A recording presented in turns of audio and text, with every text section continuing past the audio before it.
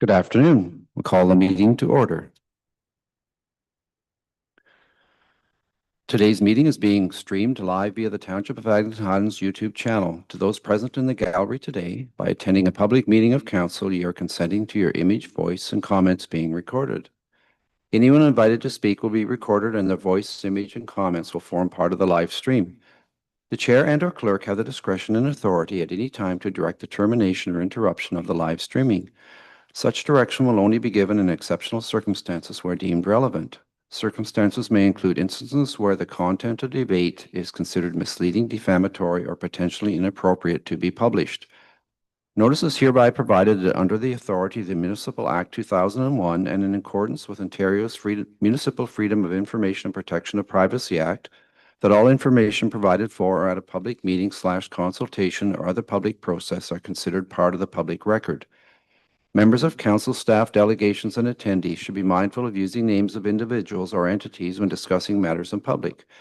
Attendees are advised that they may be subject to legal action if their actions result in inappropriate and/or unacceptable behavior and/or comments.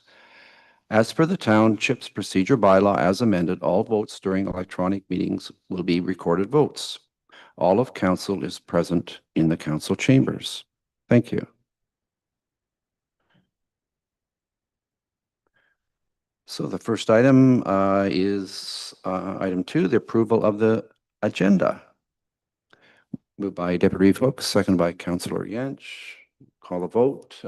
Councillor Thompson? Yes. Deputy Reeve Hook? Yes. Councillor Devier?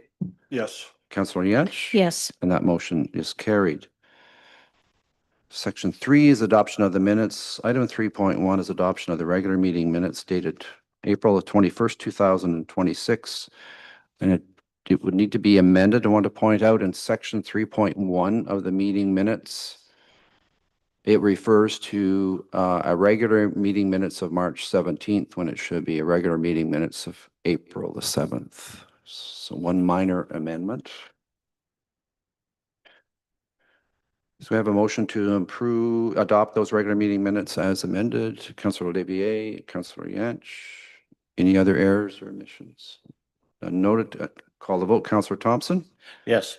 Deputy Hook? Yes. Councillor Devier? Yes. And Councillor Yench? Yes. And that motion's carried. Item 3.2, adoption of the special meeting minutes of April the 24th, 2026. We have a motion to adopt. Councillor Thompson? Deputy Reeve Hook? Any errors, omissions? Noted. Councillor Thompson? Yes. Deputy Reeve Hook? Yes. Councillor Devier? Yes. Councillor Yench? Yes. And that motion is carried. Business arising from the minutes. Christine, would you just provide a brief update on, I'm going to call it the ham radio event that was scheduled? There was a question about it at last council meeting. Sure, thank you. The request was to use a portion of the property here to do a little event, and it was noted that the facility was rented for a function. And council did give their support in principle pending notification of the renters to determine if it would work with their scheduling of their event. And I am happy to say that the people renting the hall have no issue with them using a portion of the grounds, so long as they have access to the parking lot. So I believe both of those events should happen simultaneously, and we will be notifying the applicant for the ham radio event of that. Thank you, Christine. We need a motion to receive that report update. We probably should. Yes. Have a motion to receive Christine's update. Moved by Councillor Yanch, seconded by Councillor Levier. Call the vote. Councillor Thompson? Yes. Deputy Reeve Hook? Yes. Councillor Levier? Yes. Councillor Yanch? Yes. That motion's carried. Item 5, disclosure of pecuniary interest and the general nature thereof. Noted. Section 6 is delegations and petitions, and the first one is 6.1. Linalini Mosaic Mural on Denby Rink Building. Please come on. Welcome here today, Lena and Joanne. Hi. Good morning or good afternoon, everyone, and thank you for hearing me today. My name is Lena Leany and I live in Denby. I'm 13 and currently in grade 8 at North Addington Education Center. If you look at the pictures that were handed out, that represents the mural I would like to bring to Denby. I live across from Heritage Park, so it's really close for my friends to use the new playground in the baseball diamond in the summer. And in the winter, we spend almost every evening on the ice rink. It helps that my cousin Thomas was the rink attendant this year. I think that if we could install the mural on the clubhouse, everyone would be able to enjoy it. The mural consists of individual tiles. The tiles on the tree, they come already painted. All of the blue tiles would be tiles that our community members could paint. If we sold the tile kits, which are one tile, brush, paint, and sealer, everyone would have an opportunity to be represented with their individual style or be able to have a remembrance tile for a loved one. Mr. Tony and I met a few weeks ago and measured the wall. We have a space for about 14 feet long and 6 to 8 feet tall. I spoke with an agent from the mural company who said the ideal size for this would be 8 by 8 because if they tried to stretch it to 14 feet, it would be out of proportion. They did offer that extra tiles could be bought either now or at a later date that would just be blank but not part of the original design. The cost at 8 by 8 would be $5,000. With the 8 by 8 size, there would be 350 tile kits available. I briefly spoke to Mr. Moe with at our Easter celebration, and I'm hopeful that the Griffiths Lion Club might help with funding for this. 350 tiles sold for $10 a kit would bring us to 3,500 as a start with repaying the Lions Club. I am prepared to do more fundraising to see this project complete. If this council would consider helping with installing the backboard on the side of the clubhouse, I think we could do this. That's great, Lena. I had a couple comments. First of all, it's really great to see community-minded young people in our community wanting to do something for our community. It's certainly greatly appreciated, and it's wonderful to see that somebody with some initiative that wants to do something for the community. So we'll just turn it over to members of council have comments or questions for Lena. Go ahead, Councilor Levio. I've also had the honor of speaking with Lena, and again, same thing. I encourage this, and it's nice to see that it's happening. And I'm looking forward to you coming to the Lions meeting. Also, Lena, are you going to be approaching Denby Recreation too? You're going to be talking with them as well? I think so, right? Okay. So I guess with regards to support from council, there was an item on the agenda that we would require a backboard, but you're installing this next year. That's the plan? Or is he thinking of it? I hopefully by September we could get the backboard up and some of the tiles most of the tiles painted. Okay, so we're into for the township cost. That's up to council. The cost of the backboard, it's just estimated it'd be some very good quality exterior plywood to be spaced out from the building. I have had a discussion with Lena and Joanne on site about that.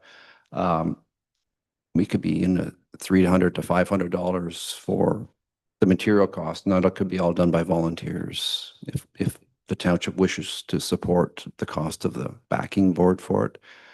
I'm pretty sure in the rest of the community with the organizations and private individuals, you'll have no trouble covering the cost of the tiles. Go ahead, Deputy Falk first. I went to the website. I think you maybe gave us a website link in your first email, and there's this photo with some examples of the community, some community where they had done the individual ones on the outside, which looks great. I think it's a great project, so thanks for bringing that forward. I had a question, so when you get the tiles, do you put it up like this, and as you get somebody paint one, you replace one of the blue ones, or do you just put up the tree first, and then as tiles are created by individual people, they're actually added to the... We would do something like that. We would put the tree tiles out, and then when people started painting the blue tiles, we would put the blue tiles onto the thing, like next to the tree, to see like the full picture. Okay. All right. Great. Sounds like a great project.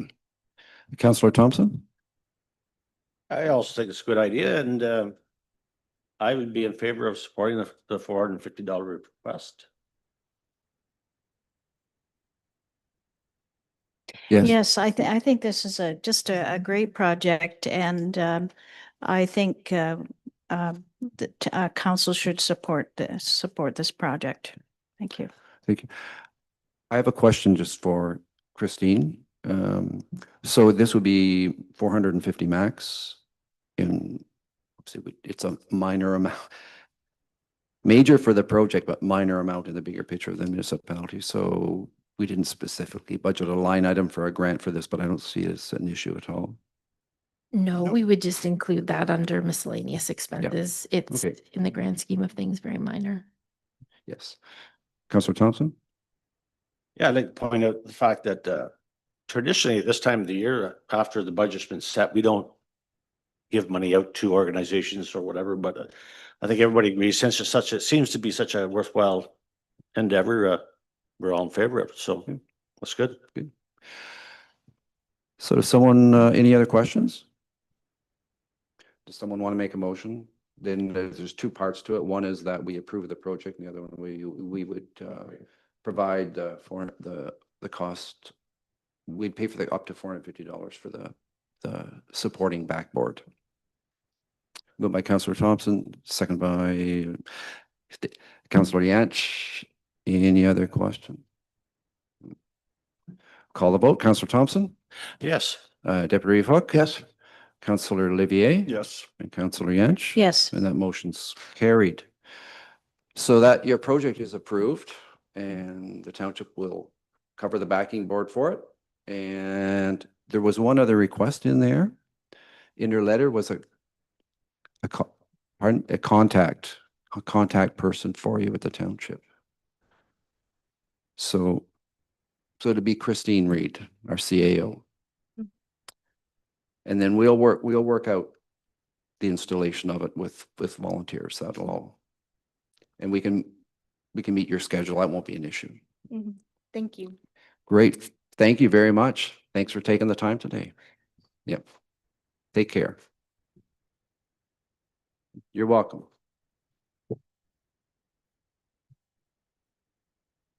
Okay, we move on to item 2. It's Pat Dubik, the presentation of the barn quilt in memory of the late Reeve Hogg. Did you want to say a few things, Pat? Please go ahead. That's okay. That was great. I'd like to get in touch with them, maybe help them a bit. Anyways, as you announced, my name is Pat Dubik, and I've been working with barn quilts for quite a few years, and we had a lovely project going on last year. It was really sad to know the Reeve passed, and my mind is always going here and there and everywhere and looking up information. And I found this one design called the Tree of Life that I talked to Patricia about, that it could be part of our trail from last year. And it kind of just rolled and rolled. It was a design, but we put so much personality into it. We used the 4 colors of the county, right? It would be the county. Okay, so the 4 colors, but I put in different shades of those colors, plus a few other little things that had signification of color meanings. Like there's one red one in it, and you'll see it shortly, which red is passion, creativity, and your heart. So there's a lot of meaning when I work on these, and this one had me in tears half the time because it had so much meaning in it. So I'm very grateful that I had the opportunity to it goes on point, but that's okay. Yeah. So, oops, nope, back your way, Christy. Yeah, so it goes, yeah. So you'll see there's the yellows, and there's different shades of yellows. There's different shades of greens and blues and yellows, and blacks. I love using black when I do a quilt because it signifies protection. So that tree in the memory of Reverend Hogg is, not Reverend, sorry, Reeve Hogg, it's protection. It's protection for everybody. And the gray just set it off for the border. And as I mentioned, there's one red one there. That's kind of the heart of who he was. I'm just very grateful and very proud that I was able to do this for you. And I don't know if any of you did get one of these cards earlier on of your trail, but I'm going to leave them here. Unfortunately, they don't say your trail at the top. It says Barn Quilts by Pat, but it's your trail. Okay, thank you very much. It's been great working with you, and I look forward to maybe doing something with you in the future. Yes, yeah, before you leave, we're going to take a minute to get a photo. So, do any members of council have any comments?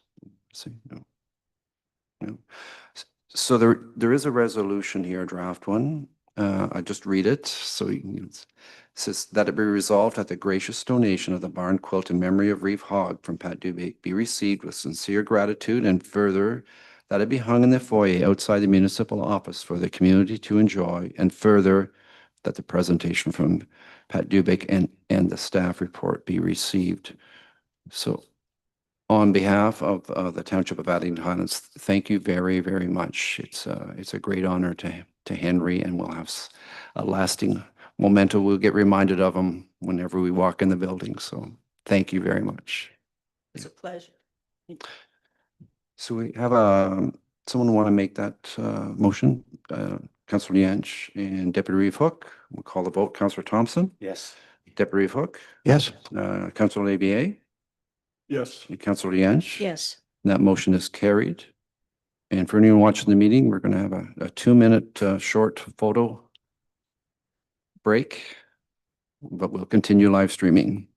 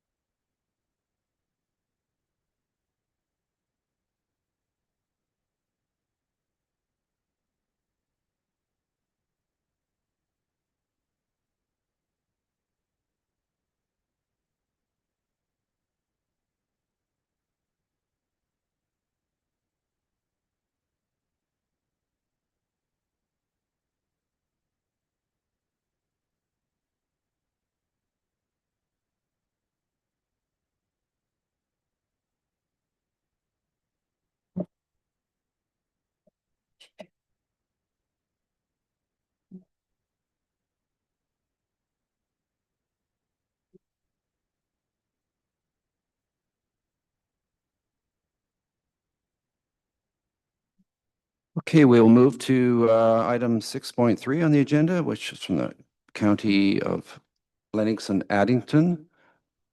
And it's regarding the West Maccoon Lake project. I'm going to call it the exact title of it, but it's a 911 addressing I guess really it's an overhaul and an update, a major one, so. So we have, Anthony?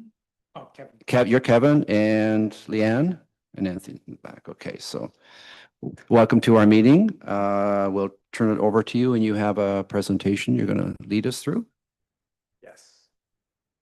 We have to share the screen for that.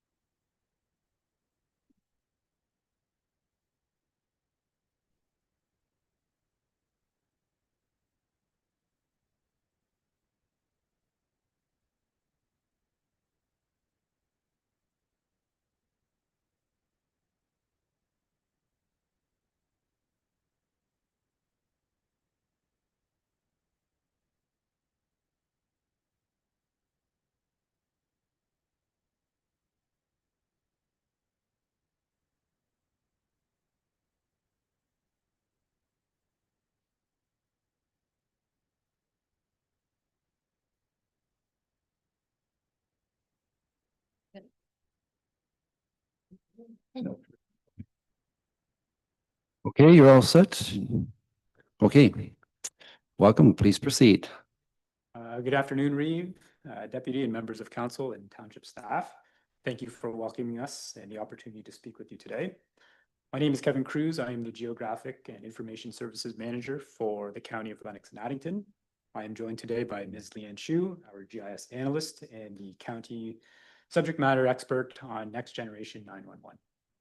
All members of our team and township staff have played a significant role in our ability to provide you with an update on the West Limcoon Lake Island renaming and civic addressing projects, which is before you today. At its core, the work is something about that is very important, but also very simple. It ensures that every person, whether they're a resident or a visitor, and every property can consistently and reliably be located when it matters the most.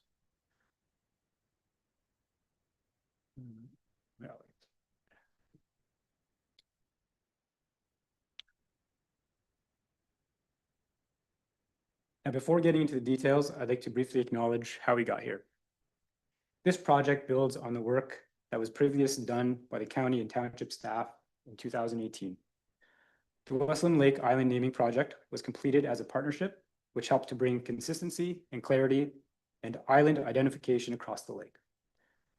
That effort led to a second county-led lake information synchronization initiative to update those new island names in our NG91 registry.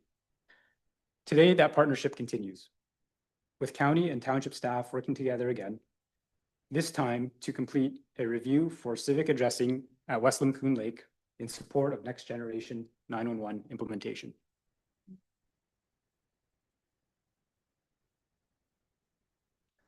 This project will include a readdressing effort and signage installation. And why should this matter? First, from a general wayfinding perspective, civic addressing is something that many of us take for granted until it doesn't work. People rely on clear, logical addressing to navigate efficiently. At West Limcoon Lake, where there are private lanes, water access only properties, that clarity isn't always there today. This project aims to bring consistency so people can find their way around the island without any confusion. Secondly, and most importantly, emergency management and public safety. When someone calls 911, they are often under distress, disoriented, and may not be able to describe their location clearly. At a place like West Limcoon Lake, where population significantly increases during peak seasons, that challenge is even greater.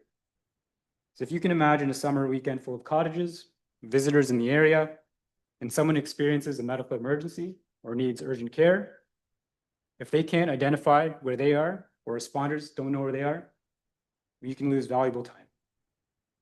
A standardized civic addressing system helps to ensure that emergency services can locate and reach people as quickly as possible. There is an impact on the social and economic benefits of tourism here. West Lacoon Lake is a destination.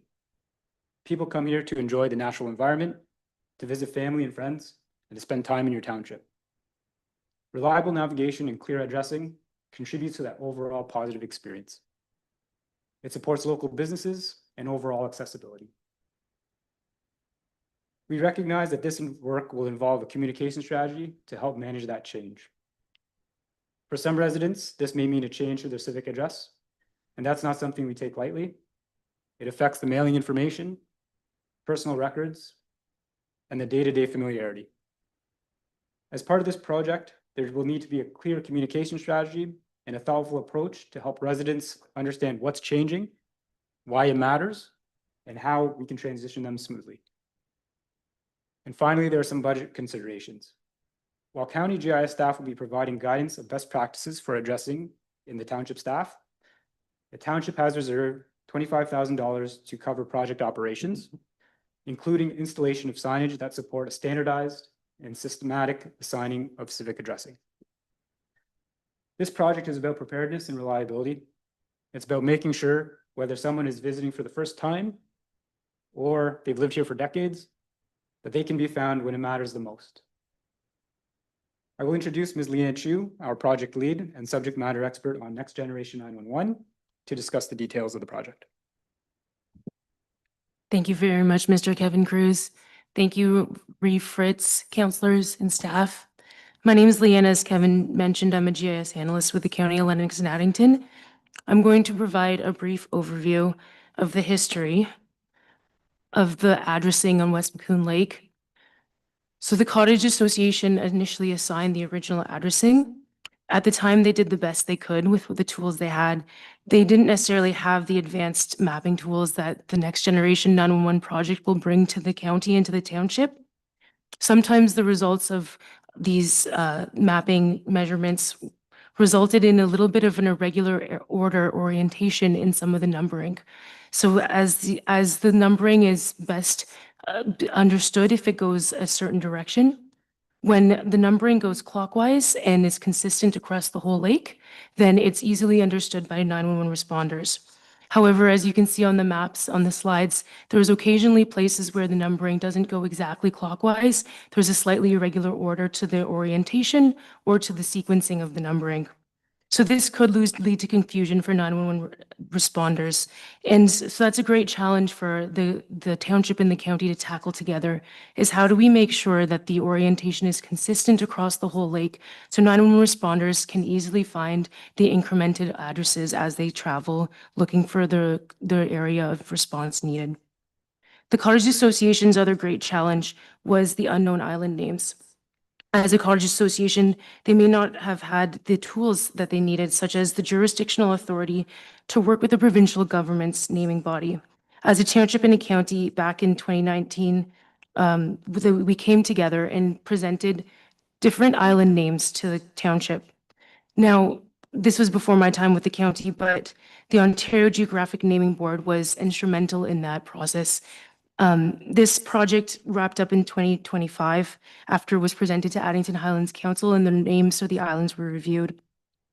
In addition to naming the islands, the county proposed some solutions. I'm going to flip to the next slide now and show how that consistent point of reference can provide easier orientation. As you can see on the graphic, we've done a very simplified version of the addressing. So normally there would be a distance measurement between each of the residences on the island, and that would allow us to determine the numbering. So this, as you can see on the graphic, the simplified graphic, the addresses increase clockwise around the island. So the advantage of this solution is that the starting point is the southmost point. So the lowest number is always on the south, and the southeast is always the highest number. So this improves responder orientation. Because there's a logical navigation pattern, we can expect faster emergency response. It also reduces any addressing errors. It has good alignment with mapping systems that are used in our region of Eastern Ontario. In addition, the method with the southmost point and clockwise is easily understood. It is supported by the County of Frontenac, by numerous counties in our region. In addition, by using measurement distances to determine the next number, it supports future growth across the lake.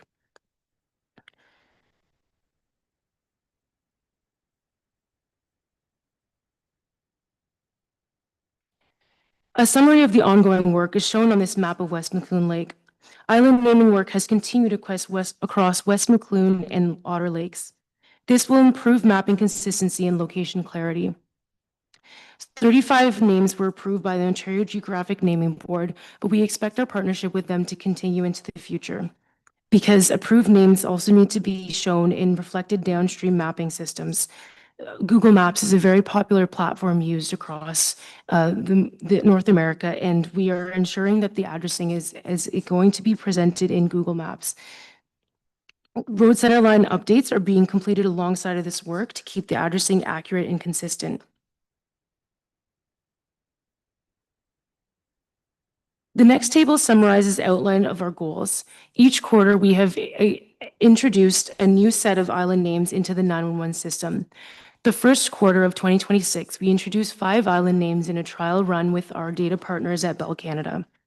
The order of priority was the largest islands that have the greatest impact on the public to the unpopulated, unnamed islands that are generally crown land in the area and have very little visitors to them. I'm pleased to announce that now that the second quarter of 2026 has arrived and the ice out and seasonal recreation and activity increases in the region, all island names are now entered into Bell Canada's 911 system. We are still continuing with this project and steaming forwards, as there are 14 unnamed islands that we are going to tackle the naming. Our plan is to cross-reference the existing list of potential names that Addington Highlands Council approved in 2018 with the island names that the Ontario Geographic Naming Board found problematic, and we will move forwards with the approved names that Addington Highlands Council has decided upon. We will work through any holdups as quickly as possible for this project to achieve our shared goal of every single property on West McCloon Lake having a house number and an island name clearly displayed for faster emergency response.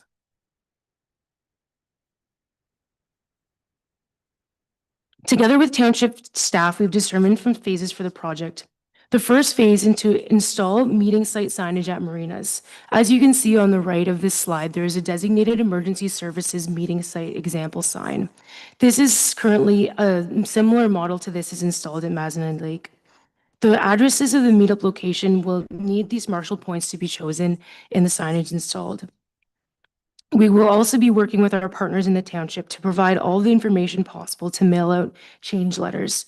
We will provide the data for each existing island, as well as a map package for the township to review the numbering suggested by the county. After the letters are sent, the signage will be installed for road accessible properties. Finally, we will be looking for the township to request a proposal for signage installation by boat. The priority will be the eastern shoreline, the western shoreline, and then the islands. As mentioned earlier by Mr. Kevin Cruz, the township staff have proposed $25,000 in the budget to complete the numbering this summer, and my understanding is this will be discussed at council today.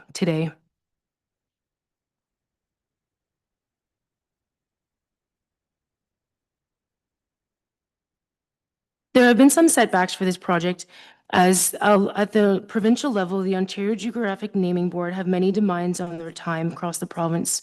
This is because the whole of Ontario and the whole of Canada is preparing data quality upgrades to all of their mapping data.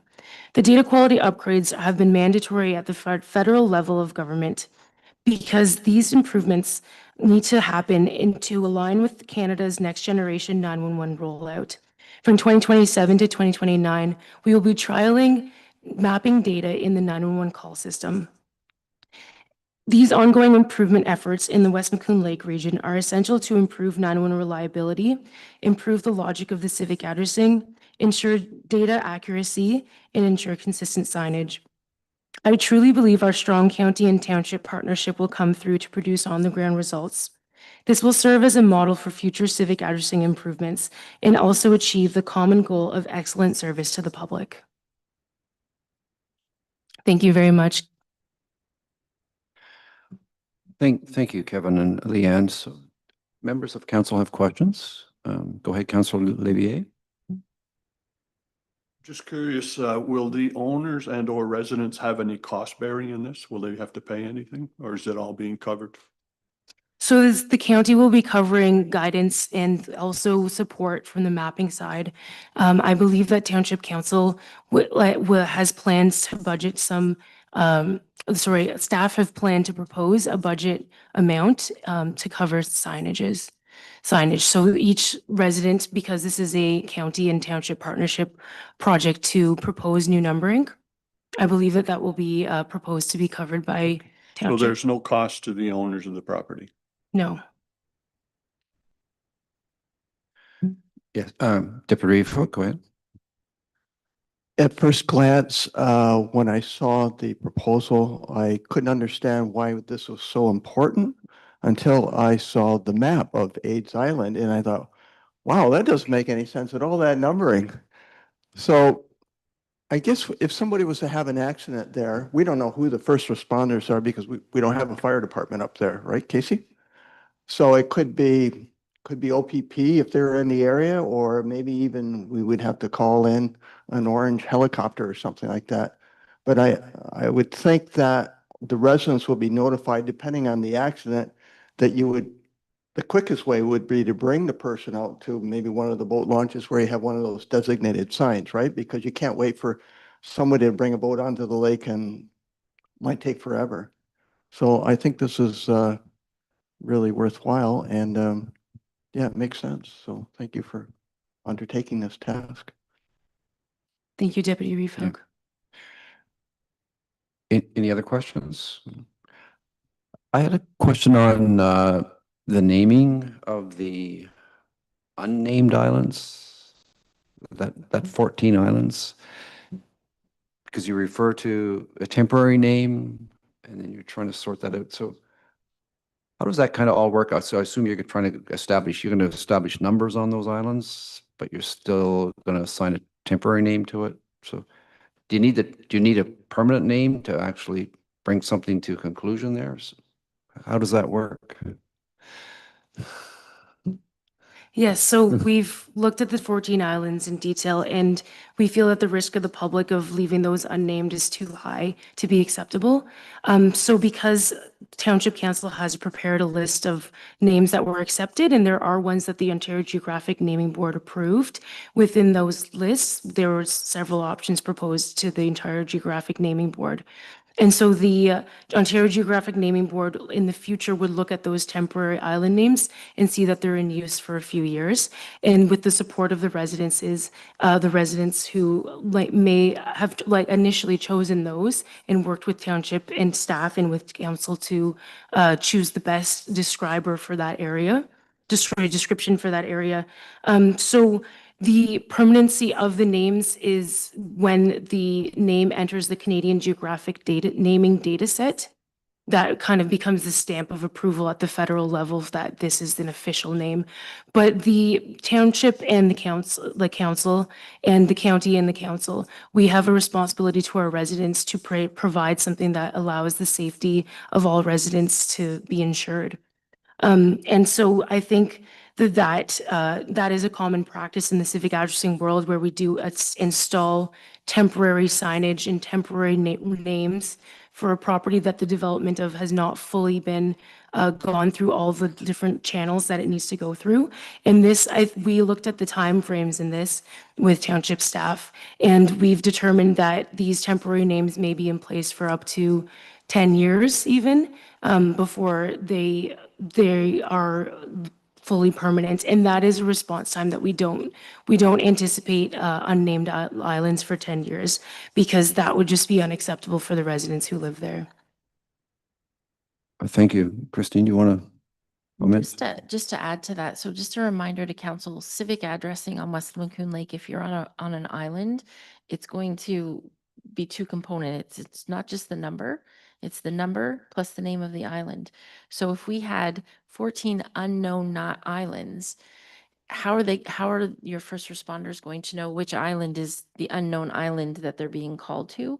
So we felt that it was better to err on the side of doing the temporary names, which may or may not have to change pending the decisions of the Geographic Naming Board at a future date. It was better to take that risk than have the islands remain unnamed in the short term. Yeah, go ahead, Brett. Yeah, the only other thing I would bring up is that if we keep on waiting for the naming board, the geographic naming board, we've been waiting this long for it. Like, we could be several years down the road before we ever see names for those islands. So you're delaying the project just way too long. So Completely understand. So the follow-up question I have is, so the temporary names will actually show up on all the systems, everything as well? Okay, it's just the formality of approving them. Okay, got it. No other questions?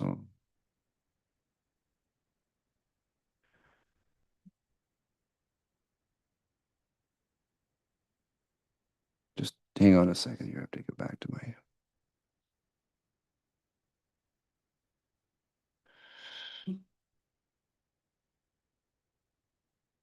So I don't think there's no approval required. We just have to receive this. Is that correct?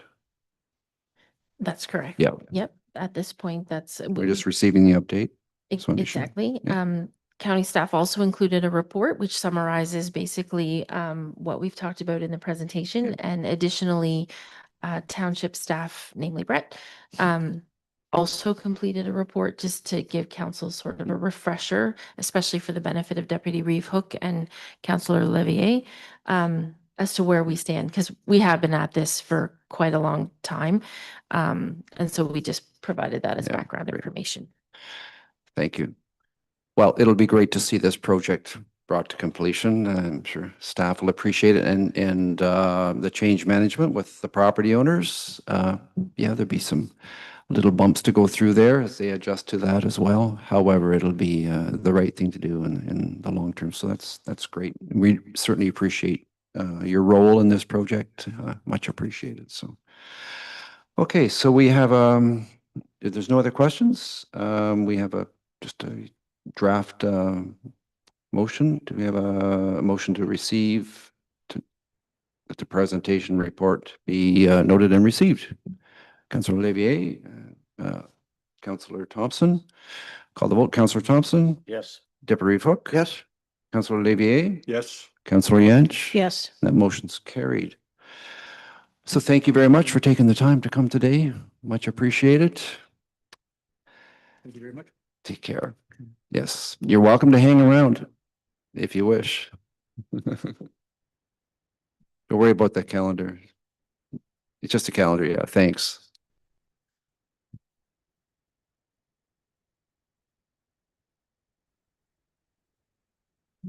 Interesting.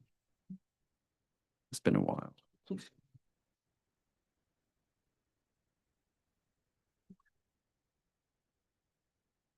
Okay, we'll move on to matters for consideration. Item 7.1 is Ontario Regulation 28409, 2026. Are you going to, Christine? Do we have to remember, is there a test on this section? Absolutely. Thank you. Yes. Sure, we're taking notes. Just kidding. Thank you. Thank you. So as council probably recalls, prior to the adoption of our budget every year, council has to receive a report which outlines the effects of not including certain expenses in our operating and capital budgets. And those expenses are namely amortization costs, post-employment benefit costs, and asset retirement obligation expenses. So we are able to exclude these expenses, but council must receive a report outlining the impact of the following, which must be adopted by resolution prior to council adopting the budget. So I can read the entire report to council, or if council has any questions, I'm happy to answer those questions to the best of my ability. Yes, Councillor Levier? What the impact? Oh, sorry, my apologies. Maybe explain in layman's term for the people listening as well, because when I read through this, I had to read it twice. Couple times. Fair. So I thought if we could explain it in layman's term and the advantage of doing this, I'm suspecting it's impacting the tax rate. Or does it? No, so essentially what this does is it outlines, so we do it on a cash basis. We don't use any, we don't take into account any amortization or those other two options that I mentioned. So what this report does and what this analysis does is it outlines what the impact is on the township's surplus by not including those. So regardless of whether we include them in our budget exercise, we still have to report on those. And so when we at the end of the year, when we do our financial statements, which the auditors will be making a presentation of those in the next few meetings, those expenses potentially impact the township surplus, either positively or negatively. So what this report does is it outlines what that effect will be, because you have to account for it somewhere. The budget that was presented to council is sort of revenue neutral. We've come up with our expenses that we need to operate, both operating costs as well as capital. We've taken a look at all of the revenues that we will generate from various sources. We've subtracted that from our expenses we're anticipating. The balance we derive from taxation. So at the end of the year, that should be zero. Like there is no surplus necessarily or deficit if we spend all the money we say we're going to and we generate all the revenue we say we're going to. What this does, because there will be expenses that are reported, if those expenses are higher than what we anticipate, then it will reduce the surplus. If they are lower than what we're anticipating, then it will increase the surplus.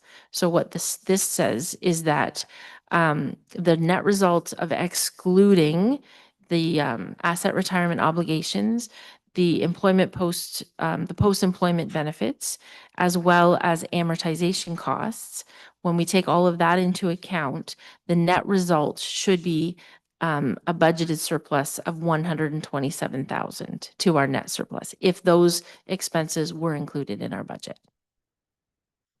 Doesn't have any impact on tax. Absolutely not. No. Nope. Thank you. You're welcome. So what Councillor Levier just said and confirmed with me is that it will have no impact on the tax rate. Was that fine? Okay. Thank you, Christine, for the explanation. Any other questions? No. Okay, so we have a draft resolution here at the end of the report, and essentially it is that council adopts the report prepared by Christine, our CEO clerk treasurer, and appended to the minutes as Appendix A prior to the adoption of the 2026 township budget. So moved by Deputy Reeve Hooks, seconded by Councillor Thompson. Call the vote. Councillor Thompson. Yes. Deputy Reeve Hook. Yes. Councillor Levier. Yes. Councillor Yantch. Yes. That motion's carried. On to item 7.2, our 2026 consolidated budget. And there is a report. Do you want to provide an overview, Christine? I can.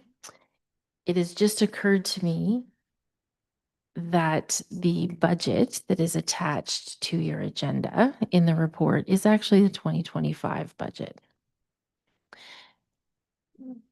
So,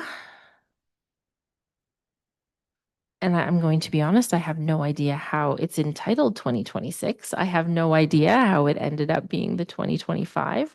So bear with me just one moment, and I'm going to grab the 2026 Yeah. budget. And I just want to make sure that I'm reading you the right figures, and I will amend that report and put it on the agenda in its proper form. So if you just bear with me just one second. Sure. Yep, take a minute.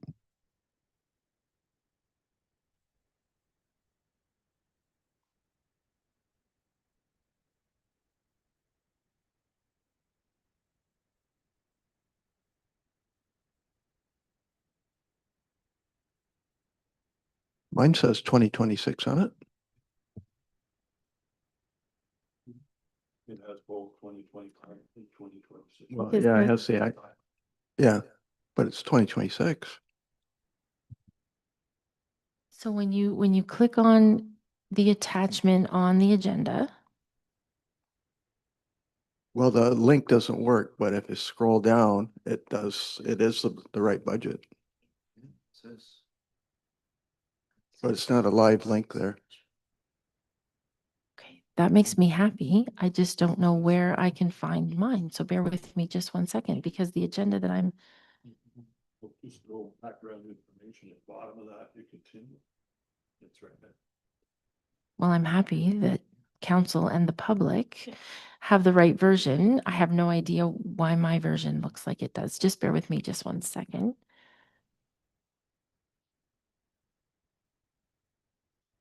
Are you, so you're using the split screen, so what does that come up as? Does it not say 2025? All No, the split, it shows us 2026. right, fantastic.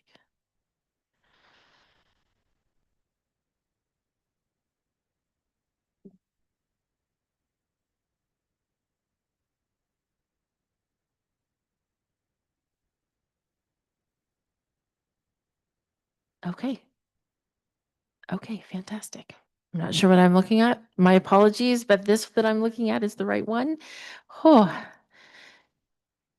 All right, so the attached 2026 consolidated budget includes estimating operating expenditures of $8,688,100, and estimated pre-levy revenues of $1,644,839, contributions from deferred revenue in the amount of $205,057, and an OMPF or Ontario Municipal Partnership Fund grant of $2,303,800. The capital budget totals $2,125,655, with $2,076,155 being financed through reserves, reserve funds, and other governmental funding. So the net amount to levy with respect to capital expenditures, the net amount to levy then in total is $4,583,904. This is an increase of 7.71% over last year. As a result, the residential tax rate for 2026 is proposed to be 0.00845,289, which is an increase of 6.53 to the township rate over last year. Just as a little explanatory note, the reason that it's different is there was slight growth to the township's assessment from 2025 to 2026.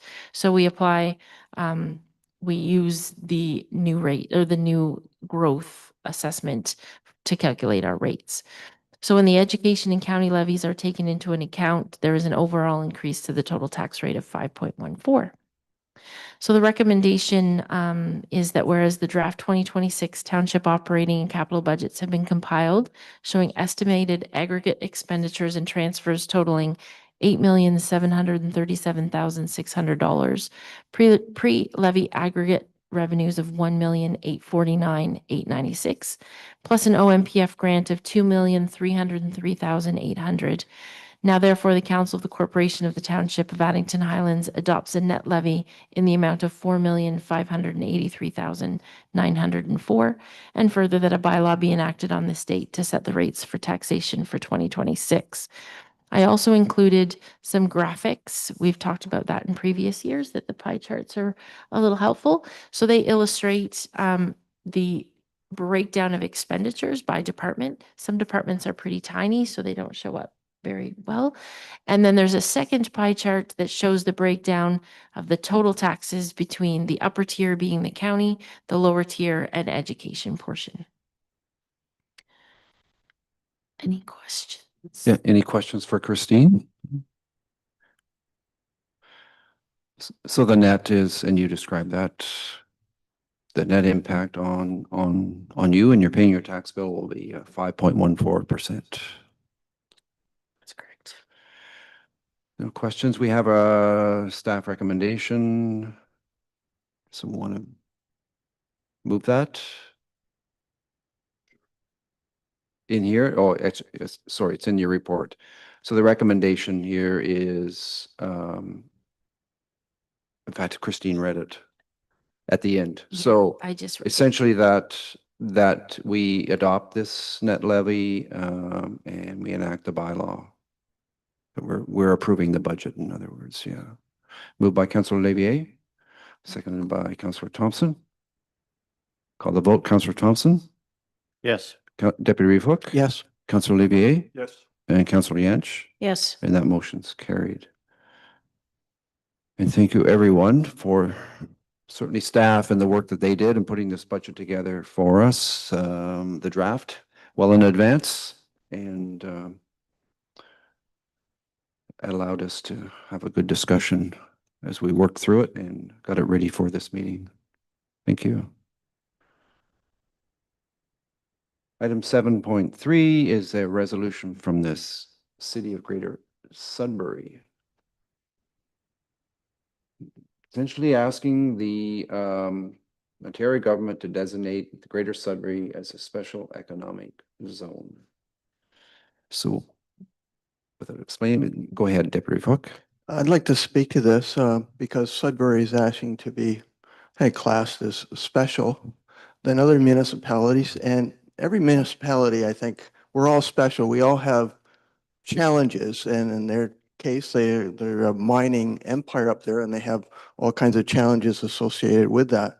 But on a smaller scale, we have challenges too. We don't have mining here, but we do have forestry. And there's stumpage paid for forestry, and our trucks, forestry trucks pound our roads, but we don't ask to be special. I think money for our roads are probably covered somewhat through the Ontario Municipal Partnership Fund. And no matter what municipality you talk to, they would like to have a bigger piece of Ontario tax pie as well. So I would just I make a motion to receive this one. Move to receive it. Second that. Seconded by Councillor Yanch. Yeah, Deputy Hook, I certainly agree with you. It's certainly not fair to the rest of Ontario. Yeah. No other comments? We'll call the vote. Councillor Thompson? Yes. Deputy Hook? Yes. Councillor Olivier? Yes. Councillor Yanch? Yes. And that motion is carried. Item 7.4, resolution from the City of Peterborough. This relates to, this was on council agenda sometime a year or two or three ago regarding establishing or implementing a guaranteed basic income for all Canadian residents. And all I can remember the discussion around was at what cost. So anyway, I'll turn it over to council. Their comments. Councillor Yanch. Motion to receive. Motion to receive. Seconded by Deputy Hook. Any other comments?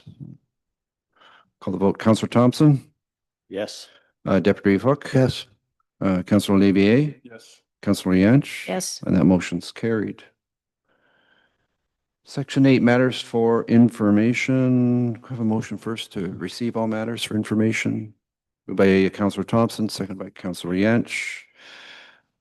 So anything you want to bring out? No. See anything? So we'll call the vote. Councillor Thompson? Yes. Deputy Hook? Yes. Councillor Olivier? Yes. Councillor Yanch? Yes. And that motion is carried. Reports of committees and boards. Anything you wants to bring up? I know 9.6, the Lennox and Addington OPP Detachment Board meeting will actually be in Flinton, the next meeting on May 28th. Library Board, Joint Fire Committee. Okay. Reports of officers, just section 10, 10-1 is Manager of Roads and Waste.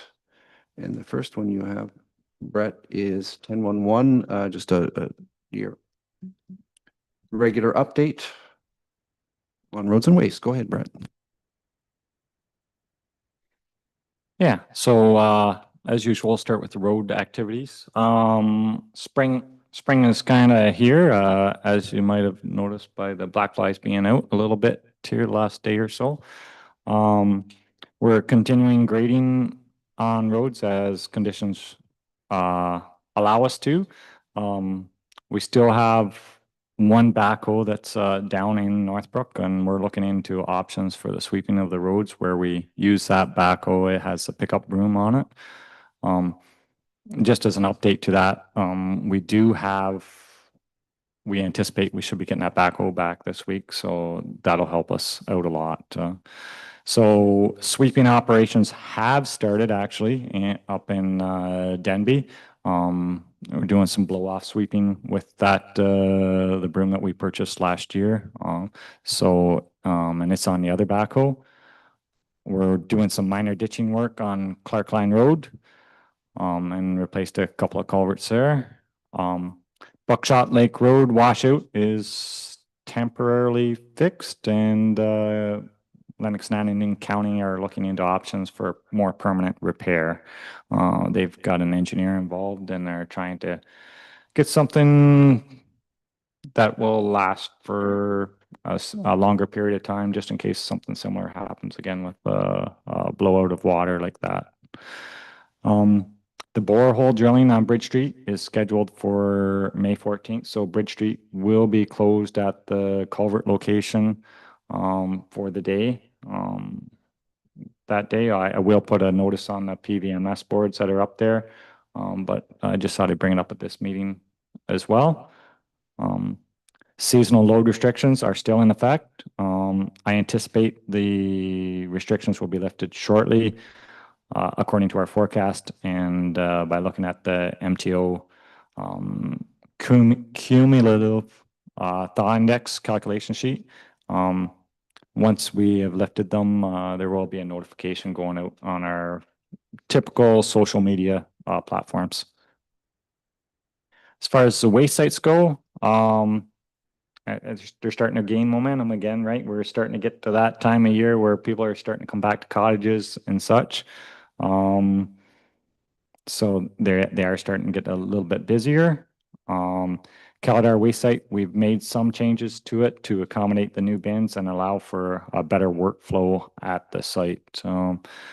So far, positive comments about it, and there'll be some adjustments to things, but so far it's fairly positive comments. I wanted to mention a pitch in for Mother Earth event that is happening this Saturday, I believe. So May the 9th. We will be doing the same as other years by providing a staff bin in Cloyne by the Pioneer Museum there in the parking lot there to help with the day or the event. Roadside debris collected through this program will be accepted at the waste site free of charge, similar to our community stewardship program. So I've also, and I did not include it in my report, but I did attach the TAC minutes from the last TAC meeting there, or February TAC meeting. They started to do an action register as well that I've included, and as usual, there's a OPP report there as well about collisions and such. So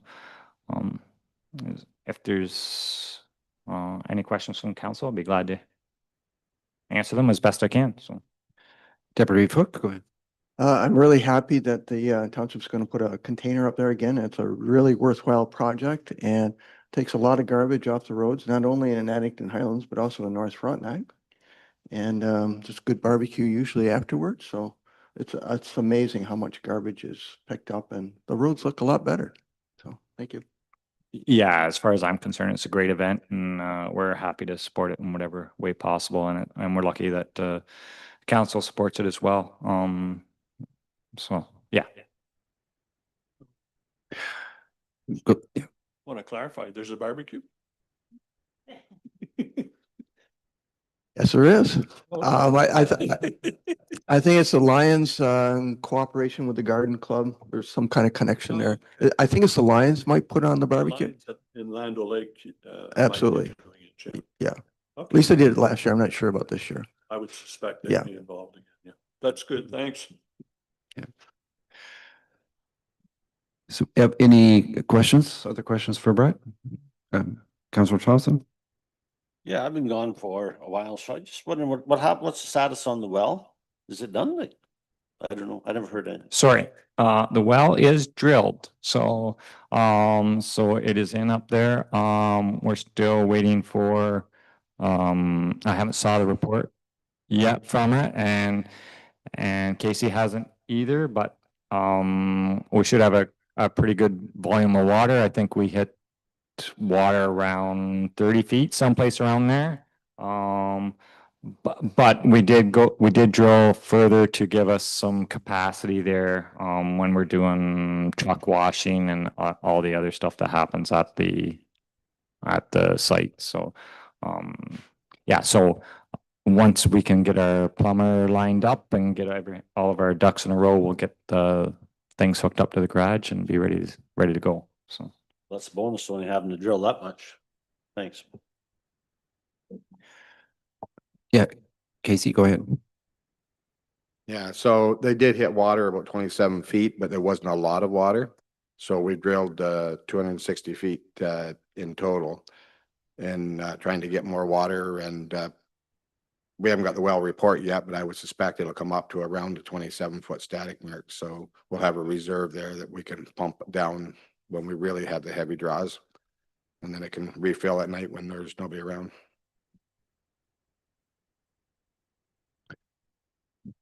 Any other questions for Brett? Okay, can we have a motion to receive Brett's report? Moved by Councillor Olivier, seconded by Councillor Yantch. Call about Councillor Thompson. Yes. Deputy Reeve Hook. Yes. Councillor Olivier. Yes. Councillor Yantch. Yes. And that motion's carried. Thank you, Brett, for that one. And we'll move on to 10.12 excess soils disposal report. Brett. yeah, so excess soils has been a topic conversation over the past several years, I guess. Everybody wants it when you're doing ditching operations and such, and there are some restrictions on what you can do with excess soils. So I previously, council on a recommendation from staff had resolved not to place any excess materials on private property just due to that liability. With updated legislation and knowledge of excess soils requirements, we have reached out to our environmental consultant for a proposal to help us dispose of ditching materials that we can't use on the roadside. So this will allow us to place it on other township properties or private property, possibly. So preferred method is always going to be to put it on the roadside first if we have room for it. But there's some spots where you just don't have enough room. So the consultant would help us with sampling, testing, and analysis. They would also provide a letter for any potential material taker, and work with us to develop an agreement with that person. Some details, I attached a little proposal that they provided to us. It's attached. As far as financial impact, I did include some money in the budget for this as I knew it was going to be coming, and I thought I would try and get a hold of or ahead of it. I don't know whether anybody has any questions about this or not, so. Go ahead, Deputy Reeve Hook. I have some concerns over this whole soil testing. And based on, well, number one, we're exempt mainly on most stuff, right? Because if you're outside of the settlement area, you're exempt, and if you're under the 2,000 cubic meters. So most cases, we would be exempt of having to do this kind of soil testing anyways, correct? I guess there, yeah, you could be exempt from it. There's it's always gonna be in your back of your mind, though, if you want to put it on private property, right? Are you putting a contaminated item on somebody's property and then taking on that or, well, it could be open to litigation afterwards if that was the case. But the private landowner doesn't, we don't charge them for it. So they're getting something for free likely? Typically, we wouldn't charge anybody for it. It would be for free. Yes, I agree. So we're giving away something for free, but there is obviously a liability with it. So when I look at this contract and the responsibilities they have and the lawyer jargon at the end, they're not really responsible for much. They have all kinds of ways to, they don't guarantee the work of the lab. They indemnify the lab in itself from any errors. So the stuff that they look for, I mean, there's some acronyms like VOCs, I guess that's volatile organic compounds, but it doesn't look like they look for invasive species. So say if we ditch something and we know we have Phragmites in the ditch and we take those Phragmites and put it on somebody's property unknowingly, or maybe knowingly, and then they come back on the township, this report's not going to help us at all. So I'm wondering why do we even go down the path of giving this soil away to a landowner, which there's a possible liability? Can we not use that soil in other places? For instance, if it was in the northern part in Ward 1, could we stockpile it for eventual cover for the waste sites?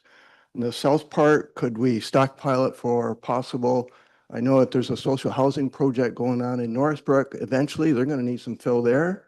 We also have giant pits at the Barnes property that are virtually useless where all the gravel is taken out. And you could put a lot of soil in there and maybe make it possible for some of it. So I just don't see the reason why we would give it away. Maybe there's some extra money in trucking costs, but I think there's a lot of liability here that we're not getting it. I just don't see the reasoning for it. And when I look at the contract, I mean, they've got everything sewn up there as far as legal jargon, so they're not responsible either. They do have some liability insurance, but they almost cornered it off with the legal jargon. So I don't know. I'm just kind of against it in principle when they're looking at what, $5,300 to $18,000 for soils. That's a lot of money that's money going out. We don't get anything back for it, where we don't really need to take that liability, in my opinion. So just a question.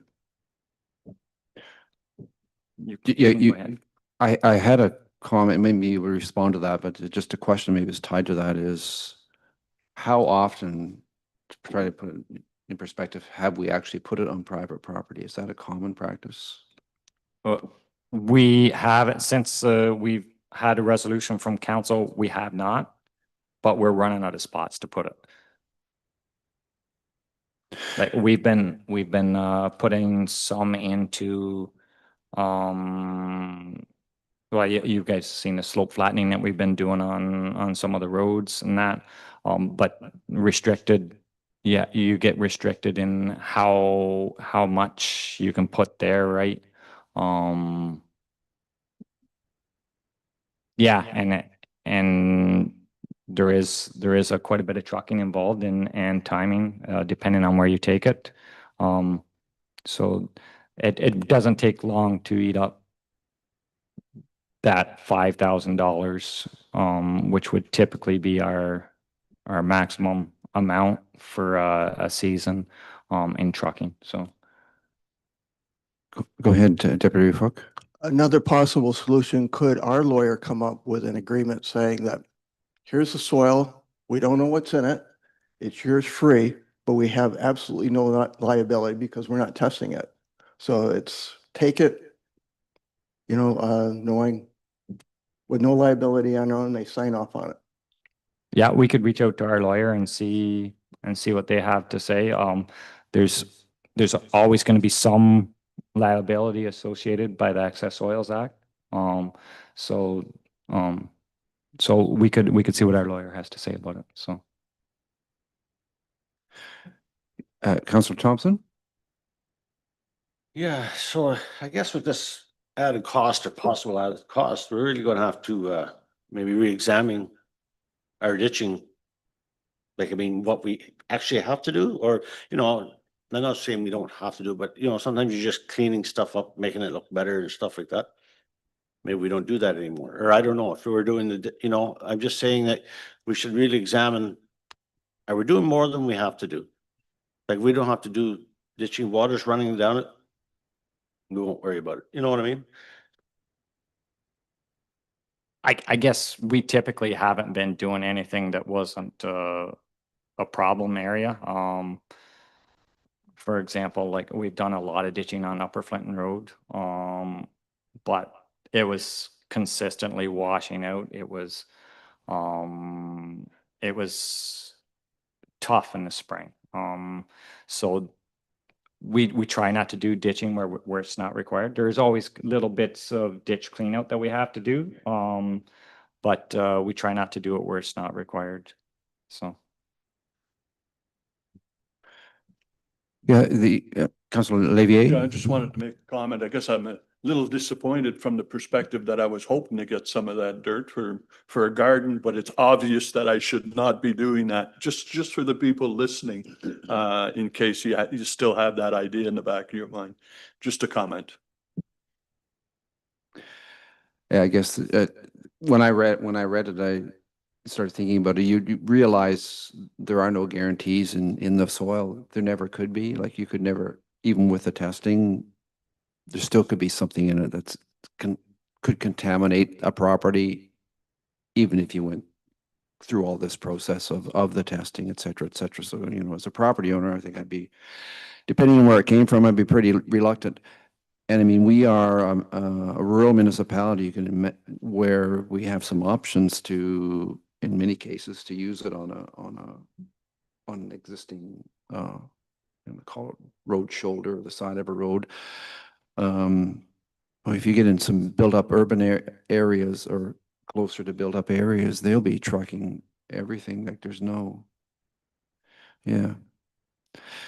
I was trying to get a feel for what percentage of our stuff that we had to actually truck somewhere else. Like we'd be trucking it to our own property now if we're trucking it. Is that right?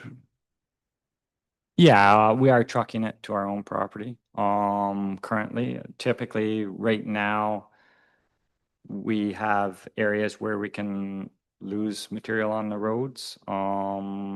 So it's becoming restrictive in operations, I guess. So, yeah. So we're governed by, it's a regulation that's in place now, Yeah. an act. So we're governed by it no matter what. One way or the other, we have to comply with it. It's a matter of how we comply. Yes. Right. And what we do with it, Mhm. where it goes. Yeah. Okay. Thank you.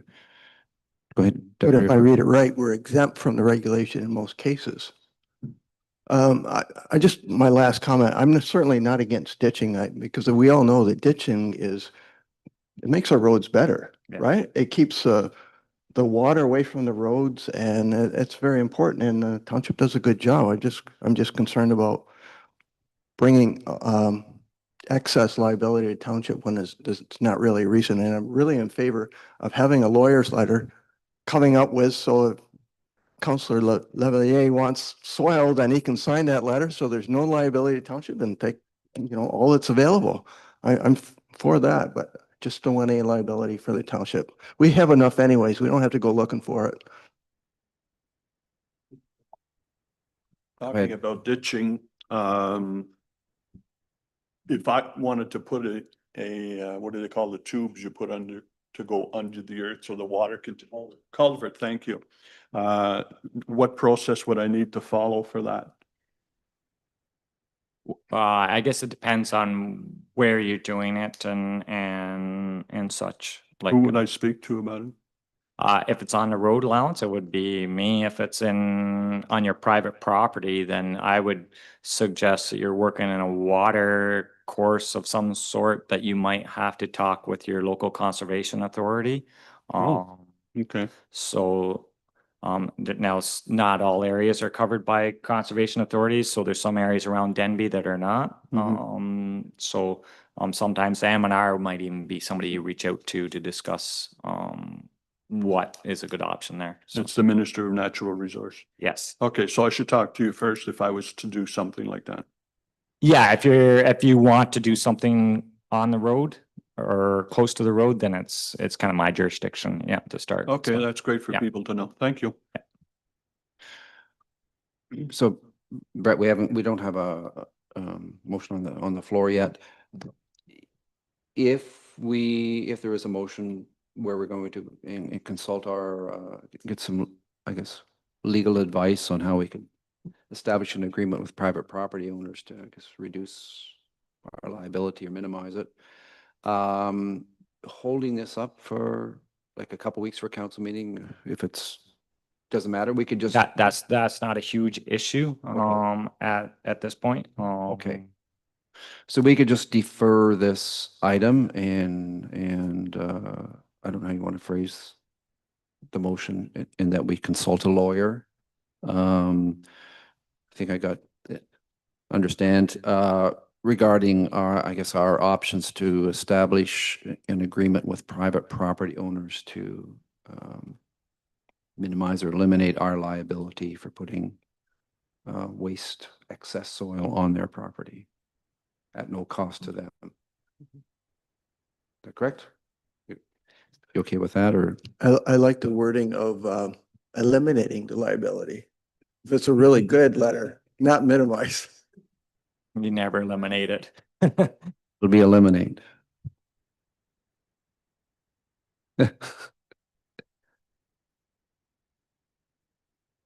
Okay, and then we'll just bring it back to a future council meeting. Okay. Any other, okay, so you got that, Christine? Yes. We don't have a mover yet, but we will. No, so are we incorporating, so we're going to receive the report and defer Yes. the decision pending legal advice on establishing an agreement with private property owners to eliminate liability to Yes. the township? Yes. Is that what? Okay. Yep. I have it. Okay, are you the mover? Deputy Fox moving it, Councilor Levier second it. Any other questions, comments?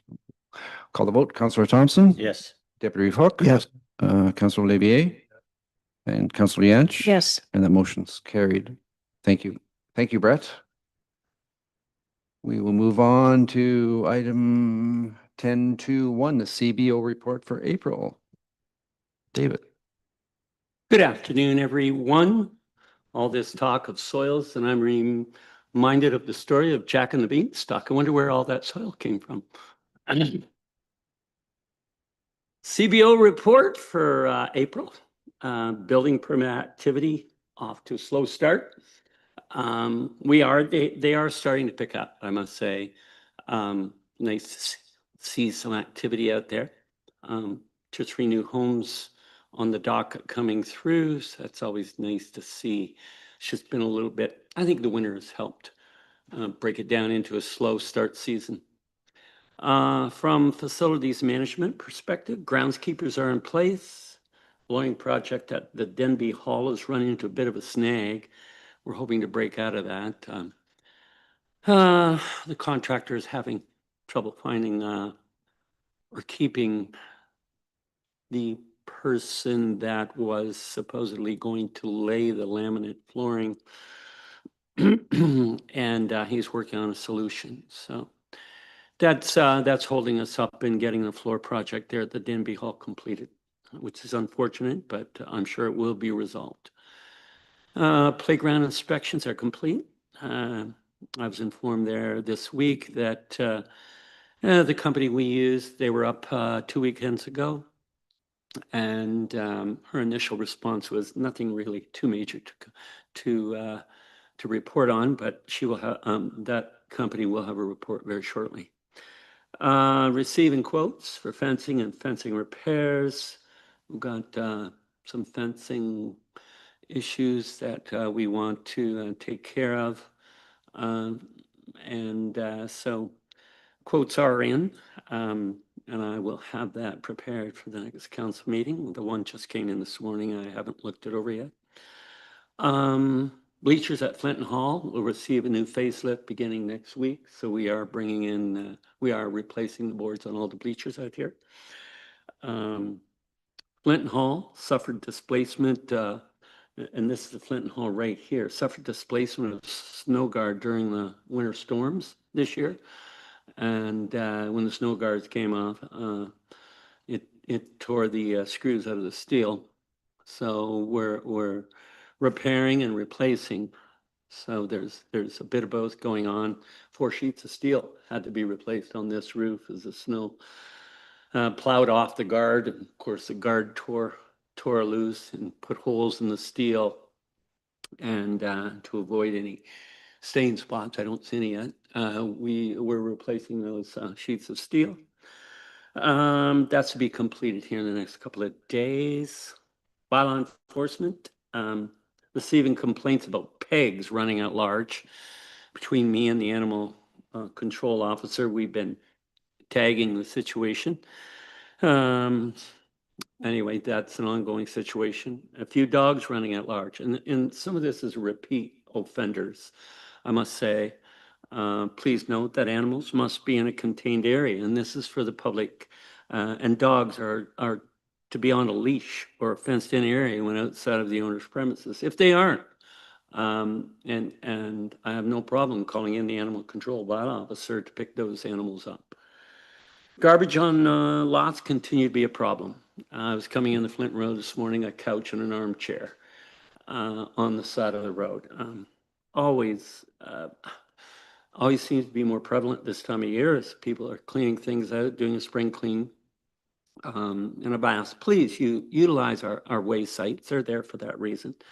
And our office has a list of all the waste sites and their hours of operation. All you have to do is call the Flinton office here, and they will give you the times and places where you can take your garbage. But please don't leave it along the roads. That's just so unhealthy. It's not only unhealthy, it looks terrible, and we want to be a bright, cheery place for visitors and locals to hang out and have fun in a beautiful town. Thanks. Great. Anyone have questions for David? No? I don't have any questions for you either, David, so. Disappointed. We have a motion to receive David's report. Moved by Councillor Olivier, second by Councillor Yantch. Call the vote. Councillor Thompson? Yes. Deputy Reeve Hook? Yes. Councillor Olivier? Yes. And Councillor Yantch? Yes. That motion's carried. Thanks, David. CO Clerk Treasurer, nothing. Deputy Clerk Planning Secretary. 1041, staff report on municipally significant event designation policy. Patricia. Thank you. So this report actually is being brought forward again from the last meeting where I was unable to attend. I can go through the report again, or I can answer specific questions of council.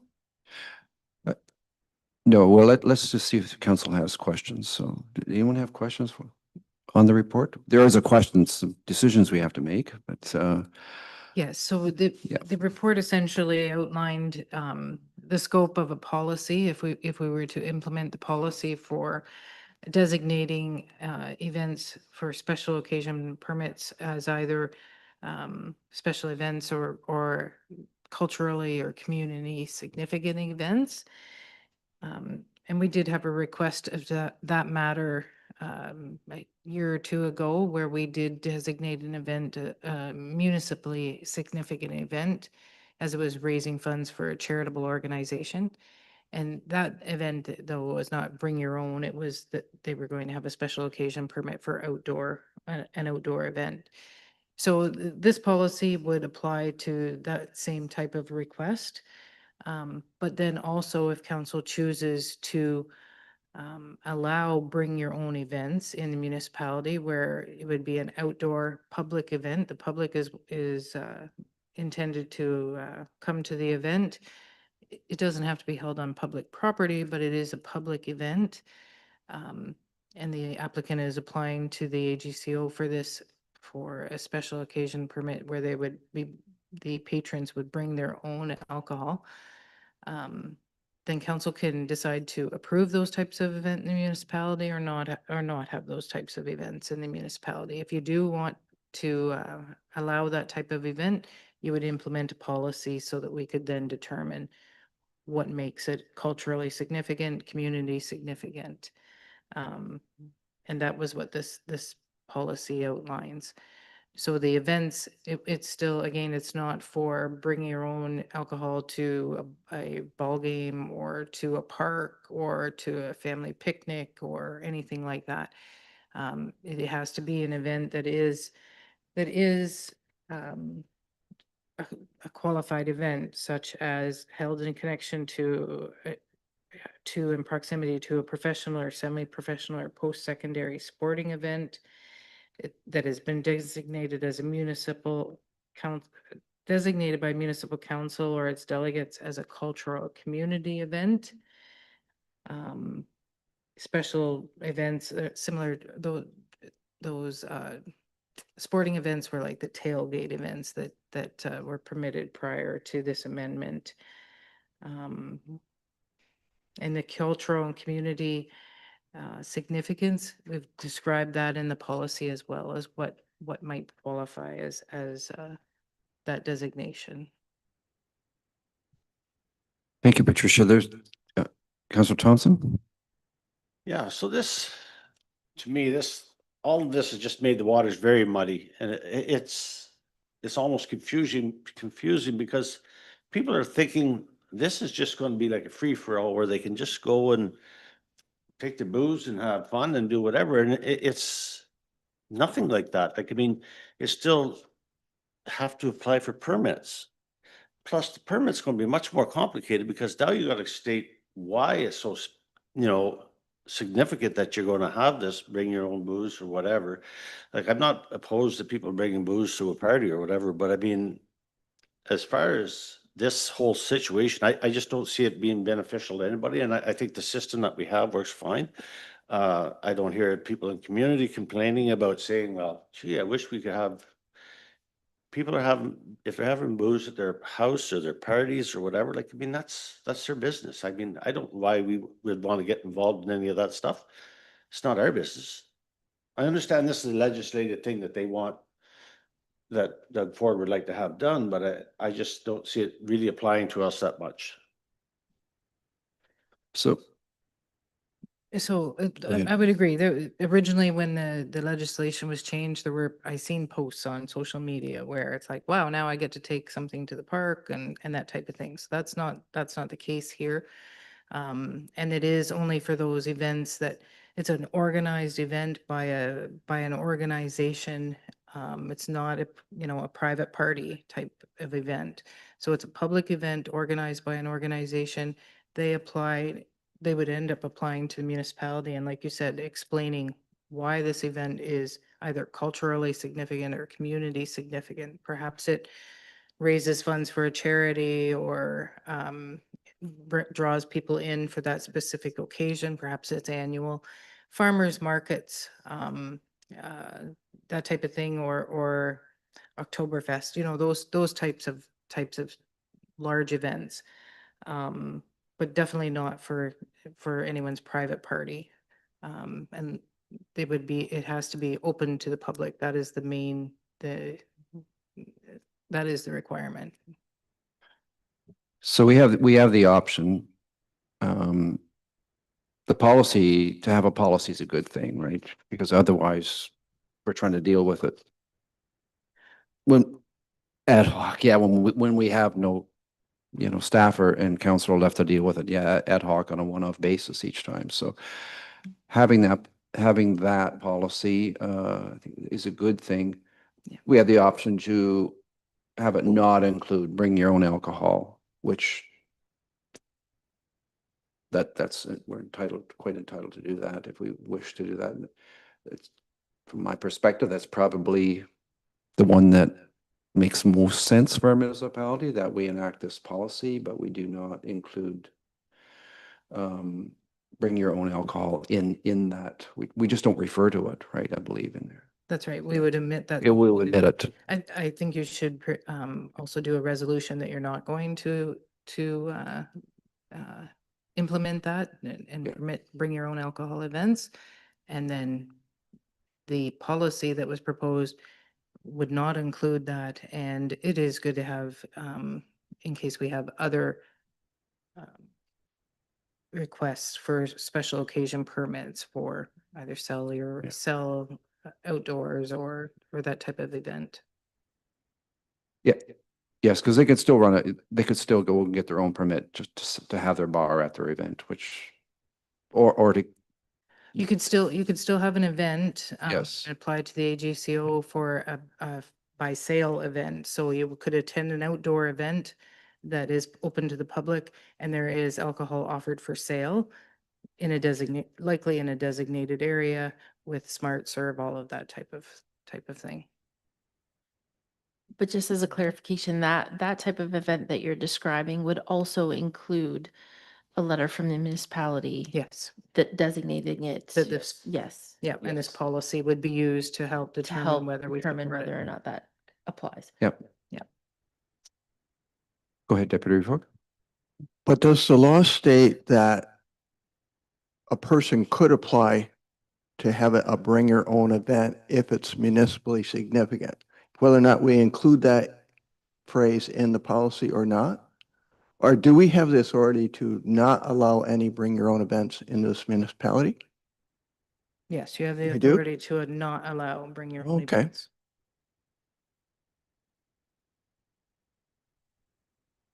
Okay, so there's two decisions for us. One is, do we allow bring your own or not bring your own? And the second one is to implement this policy or not implement it. Yeah, Tricia? you can make the decision. I can bring the policy again with that removed, if you want to do it that way. If you're going to, so I would suggest that, yes, we need a decision on whether to allow them. That could always be amended in the future if you do decide, but at this point, whether to allow or not allow bring your own events. And we can you can either decide to just omit that and accept this policy as it is, or I could bring it again with that removed, so you could take a look at it. Okay, so maybe that makes more sense then, right? So I'm not sure if council wishes to not implement bring your own in a municipality, then we would need a resolution to that effect. Does anyone want to? Just to clarify, so if you wanted to have an event that was bring your own booze, what kind of event would that be? I just I'm a little bit confused by that, because if we have somebody that's selling an organization like the Lions of selling beer and it's in a designated area, so you're not going to bring any booze for that. And if it's on property, it's okay to bring your own booze. So you could have a private property that's where they are inviting the public.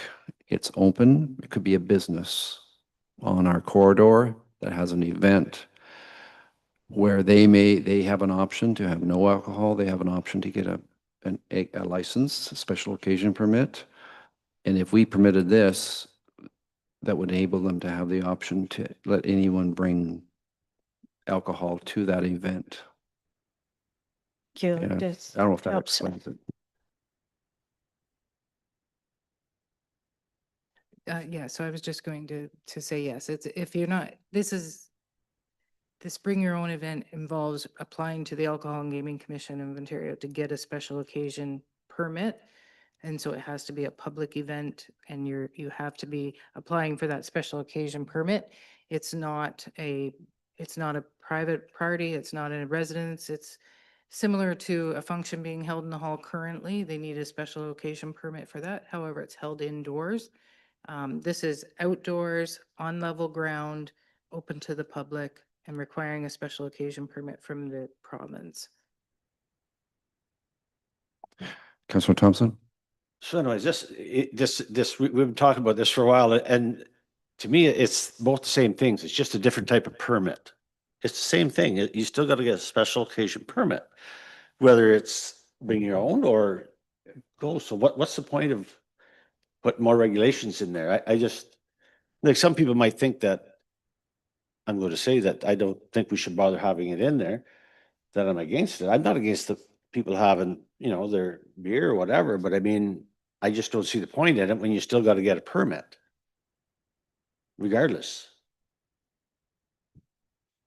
I think a sample of what type of event might help as well. So when there used to be a jamboree held here, there was no alcohol permitted.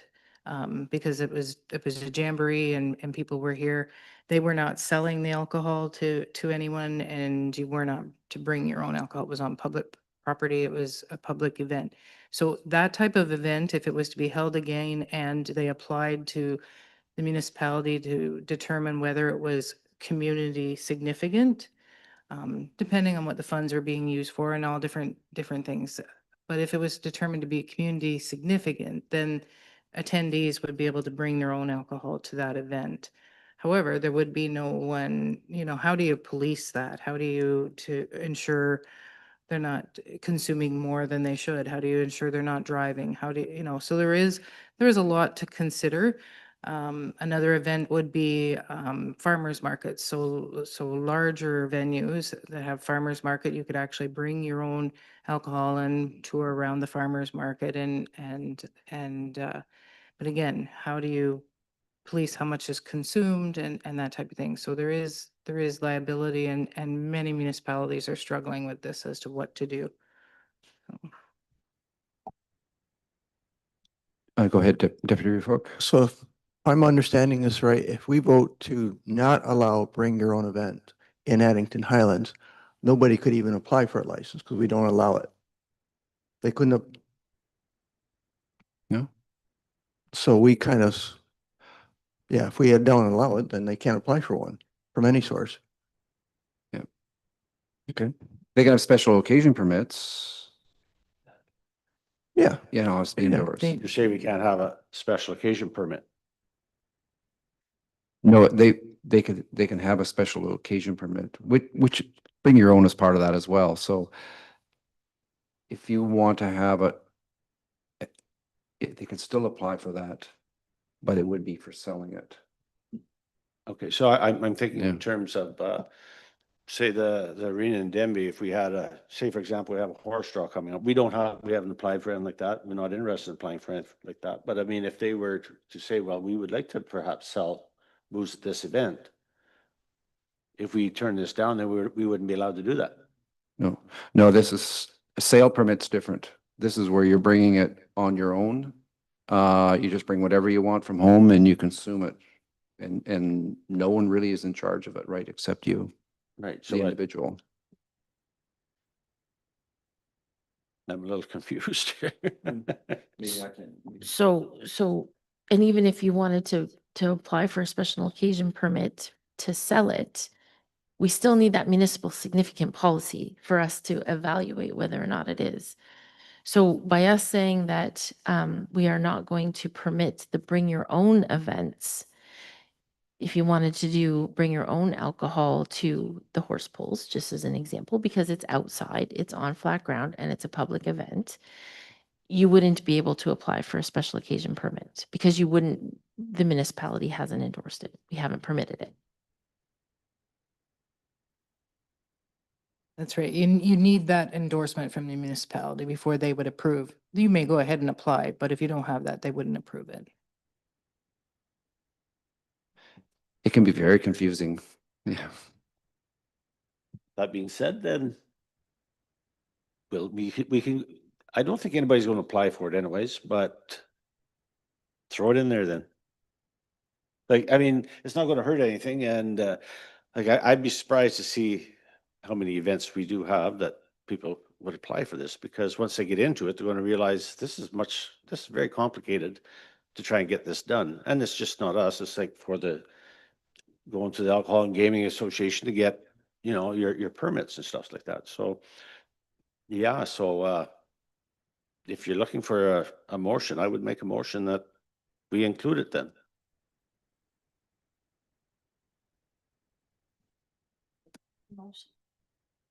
I do. Yes. You're making that a motion? Yes. It's done, and then, I mean, we'll see what happens. So I have a seconder for that motion? We can only discuss it after you have a seconder. Okay, we have a seconder, Councillor Yance, so. Comments? Yeah. Councillor Olivier? I know when we do the Lions car show, we put a bar outside. We need a special addition to our permit for that. But still, people have to keep within the parameter that we've designated. So saying that, I'm really concerned about people bringing their own booze, because there's really no way of controlling that at all. Okay, you don't know what they've got in the trunk of their car, right? And how often they're going to go and get some. So I would be in favor of more still doing the policy, but without mentioning the bring your own. Thank you. Bring your own. Just for that reason alone, because the liability when you get a license is, in which is where it would be covered, is that the organizer signs that license to do the event or ongoing, if it's a bar or something, and the repercussions are really, really high. I mean, I do bartending, and sometimes I wonder, geez, should I be doing this because of the liability that I put myself in? Having said that, I would leave not mention the bring your own. However, let them decide with it, and that's a safer. There's less liability for everybody. So that would be my thought. Deputy Falk. Yeah. Well, leaving the wording in the policy, doesn't that leave it possible for someone to make an application for that? And I would like to see it stronger, that we just make it very clear that we do not allow bring your own events in Addington Highlands. Cut and dry. That'd be a separate resolution though. Yes, Councillor Yance. So I just want to be perfectly clear here. So somebody is having, a music fest, say, okay, and it's out here, it's on township property. We wouldn't be able to allow, bring your own booze on that.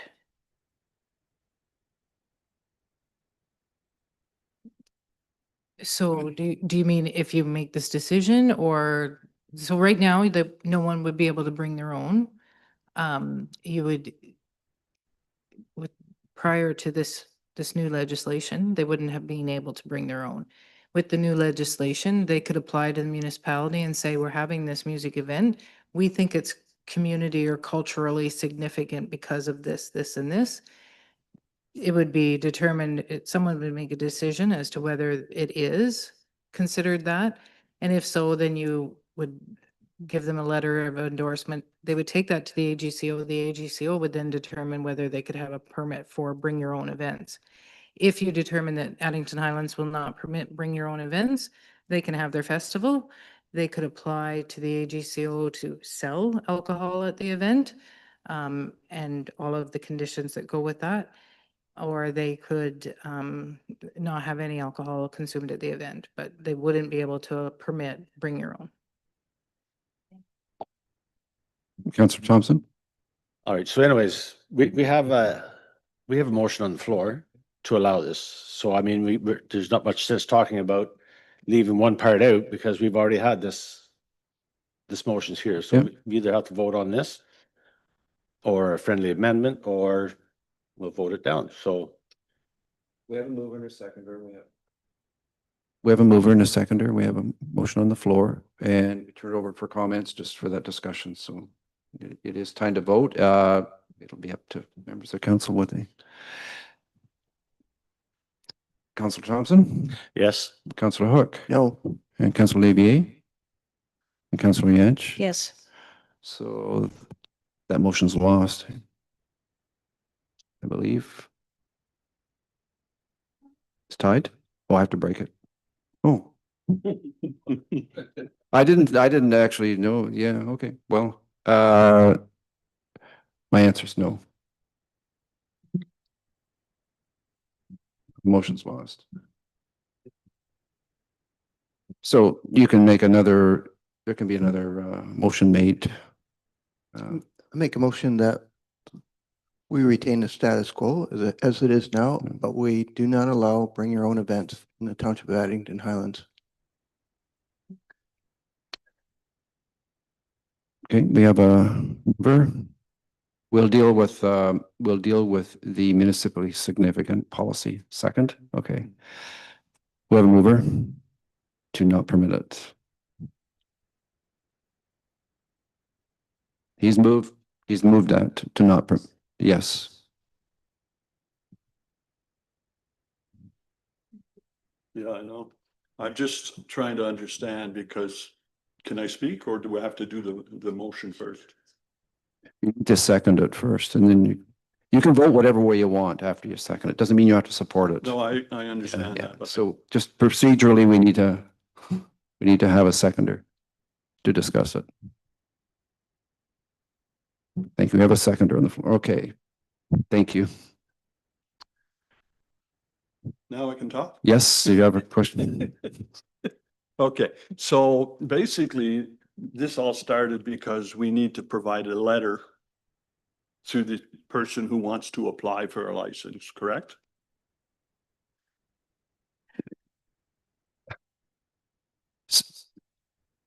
I don't know who wants to explain this. So we were trying to prepare a municipally significant event policy, right?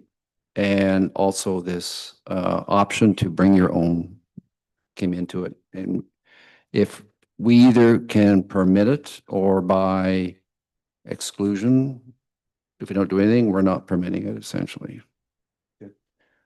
My thought is the letter that we have to give for them to get the license is part of this. Right? So if they get the license, then they go to the liquor board. After that, if they want to bring your own booze, that's where we bring in our policies about the liquor policies. And then those policies, we have the rules with the security and everything else, right? Like the rules are pretty clear already. Actually, they wouldn't be able to get a bring your own. They could get a special occasion permit, Yes. but not to bring your own. Yeah, They wouldn't be able to get that. yeah. Yeah. My thought is if we don't give them a letter, they can't apply at all. Is my understanding right? They can likely apply, but without the letter, they will likely not be approved because that's part of the condition of the application. So you give them a letter if it's a cultural event, depending on how we decide that. Is that correct? A reference letter? We designate it municipally significant or not. Yes, that part we do. Okay. It depends on this decision that council makes Yeah. right now, whether or not we would consider even bring your own events or not. But currently with certain other alcohol for sale events or even alcohol present events, we're required to give letters endorsing it as municipally significant or culturally significant. Once that done, the question now remains, can they bring their own? So, Is that- no, we can't. We just voted on that. We just voted, Okay, I'm just. and it was no. The answer was no, that we wouldn't allow that. So that's fine. I'm just saying, Okay, so we can't, we can't say half the motion and then we're gonna say later that, well, we're gonna do, so maybe I allow misunderstood that. the motion that's on the floor right now. this is a different motion now. Patricia, go ahead. So yes, at the thing that prompted all of this was the legislation's change to allow municipalities to determine whether they wanted to allow these types of events. And that came to council at the April 7th meeting, I believe. So the way staff, myself should have approached it was, first of all, determine whether council wanted to permit the bring your own events. What we talked about was I anticipated that we would likely see some applications or people coming forward, organizations coming forward to apply for that type of event, so that we should also create a policy. And council resolved at that meeting to create a policy. But it is, and I should have emphasized further at that meeting that it was council's opportunity to also decide whether or not to permit bring your own events. So essentially, they are two separate issues. So bring your own events, whether to permit them in the municipality or not, and then the municipally significant policy to determine whether if bring your own events are permitted as well, that it would be included, but just to come up with a policy that so that staff have a guideline on how to determine whether the event qualifies for that type of permit. So it's two separate things. Should have been handled a bit differently. First of all, does council want to permit bring your own events? And then secondly, look at the policy and help the staff determine whether an event is municipally significant. Okay, and we've resolved that we're not going to allow bring your own. Is that correct? Did I understand that? No, I understand, but So just because a resolution is lost doesn't mean you've made a decision on the matter. So we may have had the resolution to allow it, and that resolution was lost. So essentially, no decision was made. So currently, there's a motion on the floor to not allow bring your own events in Addington Highlands. That's the current motion on the floor right now. But just because we had that other one, we've disposed of it. But it's been lost. So essentially, no decision has been made. okay, so I will go with not. And if that's the case, just thank you for bearing with me. Oh, no, it's not. It's confusing. So is your vote yes in favor of the resolution? Yeah, okay, just. We haven't voted yet, though. No, I know. I just want to know which way you're going. So you understand, because yeah, it is. Want to make sure we clearly understand. So we all want to understand. So let's read it again. So the motion on the floor currently is moved by Deputy Reeve Hook, seconded by Councillor Yanch, that it be resolved to not allow bring your own events in Addington Highlands. Okay. So, okay. Councillor Thompson, No. Deputy Reeve Hook. Yes. Councillor Levier, Yes. Councillor Yanch. No. The vote is tied.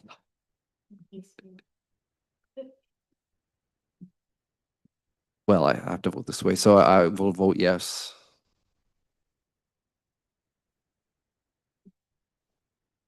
Yeah. It's the way it works.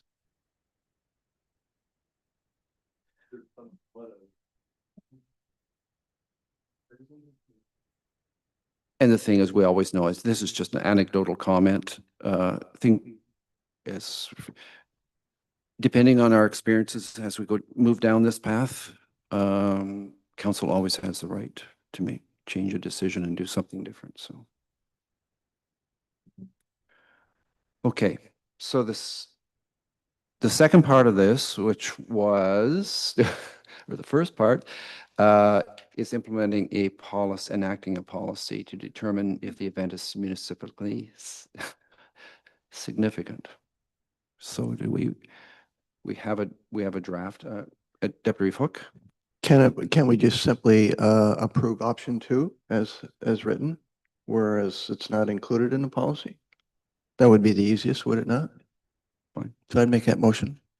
Mover, second by Councillor Thompson. I guess there's no questions on that one. I don't think. Councillor Thompson, Yes. Deputy Reeve Hook. Yes. Councillor Olivier Yes. and Councillor Yance. Yes. And that motion's carried. Well, sometimes, well, you know, some things are confusing, very difficult. I find it hard. I think we all find parts of that difficult to understand. Okay, we move on to 10.4.2, Shore Road Allowance Application to purchase. Did you want to speak to this, Patricia? Yeah. Okay, Thank you. go ahead. So this is a shore road allowance application submitted by Ontario Company 2718442, Ontario Inc. Property owners are Gary and Katharina Vandisher. The property is located in concession 15, part of lot 25 in the geographic township of Effingham on West Limacune Lake. And the property civic address is 437 West Limacune Lake. It is water access only. There's a cottage located on the shore road allowance. The cottage was damaged from a windstorm and removed. During the application process to rebuild, the landowner was directed to purchase the shore road allowance in order to proceed with the reconstruction. There is also a shed on the shore road allowance. The application to purchase the shore road allowance was submitted in July of 2025. However, we're just getting to be able to declare this surplus if council chooses at this point, as we were waiting to receive comments from Bell Canada and they were received in April. So Public Works has no objection to the application. Hydro One also has no objection. However, Bell Canada does have a plant on the shore road allowance and will require an easement. The landowner to the north, Bellamy, has consented to the application and the proposed property line extension over the shore road allowance and has signed the consent forms. The recommendation is two recommendations, actually. First, that the report be received, and the second, considering there is a former cottage and an existing shed were located on the municipal shore road allowance, and the applicant proposes to buy the shore road allowance in order to rebuild the cottage. And further, the municipal shore road allowance has been closed, stopped up, and sold elsewhere on West Limacune Lake. It is recommended that it be resolved that the municipal shore road allowance abutting West Limacune Lake, lying in front of concession 15, part of lot 25, in the geographic township of Effingham, be declared surplus to the township's needs, and further that the closure and sale to the abutting landowners 2718442 Ontario Inc. be approved in principle pending staff review of the draft survey once completed. Thank you. Any questions for Patricia? Deputy Hook? A question for our CBO. So for the rebuilding of that cottage, a permit obviously is required, and the current status would be they would have to not encroach to the water any more than they are now, but they can go out laterally, is that correct, or behind? Yeah, we've always maintained that as long as you respect the side yard setbacks, you could expand horizontally, but you can't encroach any closer to the water if you're in a rebuild position. You can use that old foundation, but if you but remember, for horizontal projection, the contours of the lake can change. And if that encroachment brings you closer to the lake, then it's a no-go. Okay, thank you. Any other questions? So we have a recommendation that the report be received, that the shoreline road allowance be declared surplus, and that the closure and sale of the property be approved in principle pending staff review of the draft survey once completed. Moved by Deputy Hook, second by Councillor Yance. Call the vote. Councillor Thompson? Yes. Deputy Hook? Yes. Councillor Olivier? Yes. Councillor Yance? Yes. And that motion's carried. Item 10.4.3, land sold by public tender in September 2019 in geographic township of Ashby. Patricia. Thank you.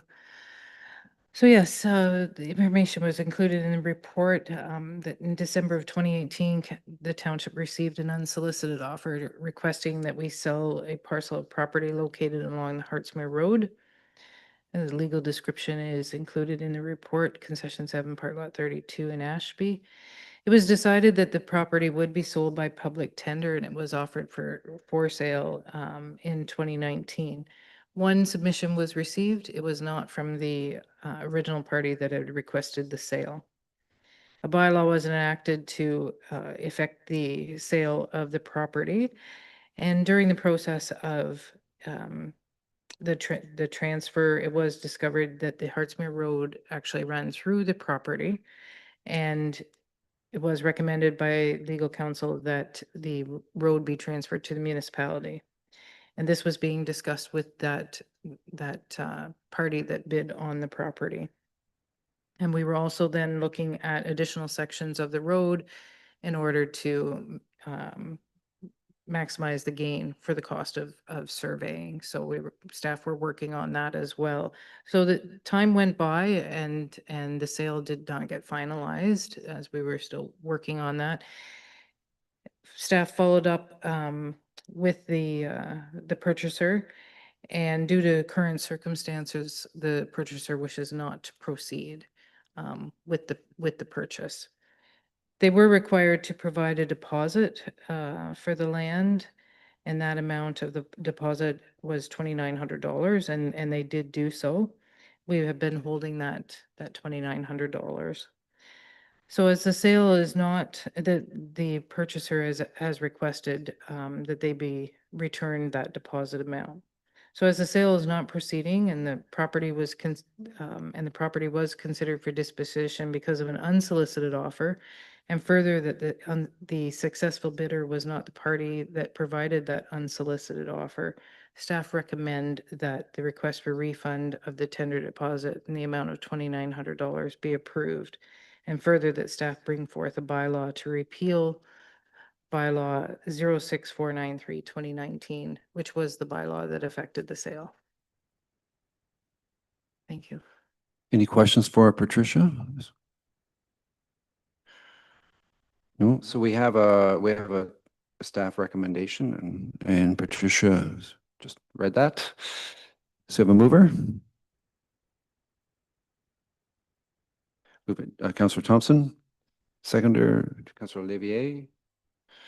Call the vote, Councillor Thompson, Yes. Deputy Reeve Hook. Yes. Councillor Olivier, Yes. Councillor Yantch. Yes. And that motion's carried. Nothing from the Deputy Treasurer, and then we move on to 10-6, the Fire Chief and the Denby Fire Department 2025 Annual Report. Casey. Yeah, so things have been busy with the Denby Fire Department last year, as council is aware. There was just basically this is just a kind of a review or a recap of the whole year and the activities going on. You can see in there that once they complete the rest of the courses this spring, we'll have 14 certified firefighters there. Our shortfall is going to be in officers because we don't have, they have to be certified firefighters before we can get them to officer status, and then we need to get some experience in the newer ones too. So we do have some captains up there that were grandfathered back when that was permitted. So we're working on that. It'll be the next goal once we finish the certification process now. Being in a smaller community, you don't get as many calls, so getting the experience is a little more of a challenge, but that's one of the benefits of training is you spend more time training, so you get the experience from training. And we did have some of the newer firefighters actually down on the weekend assisting Kelladar on a fire, so they can get some experience there too.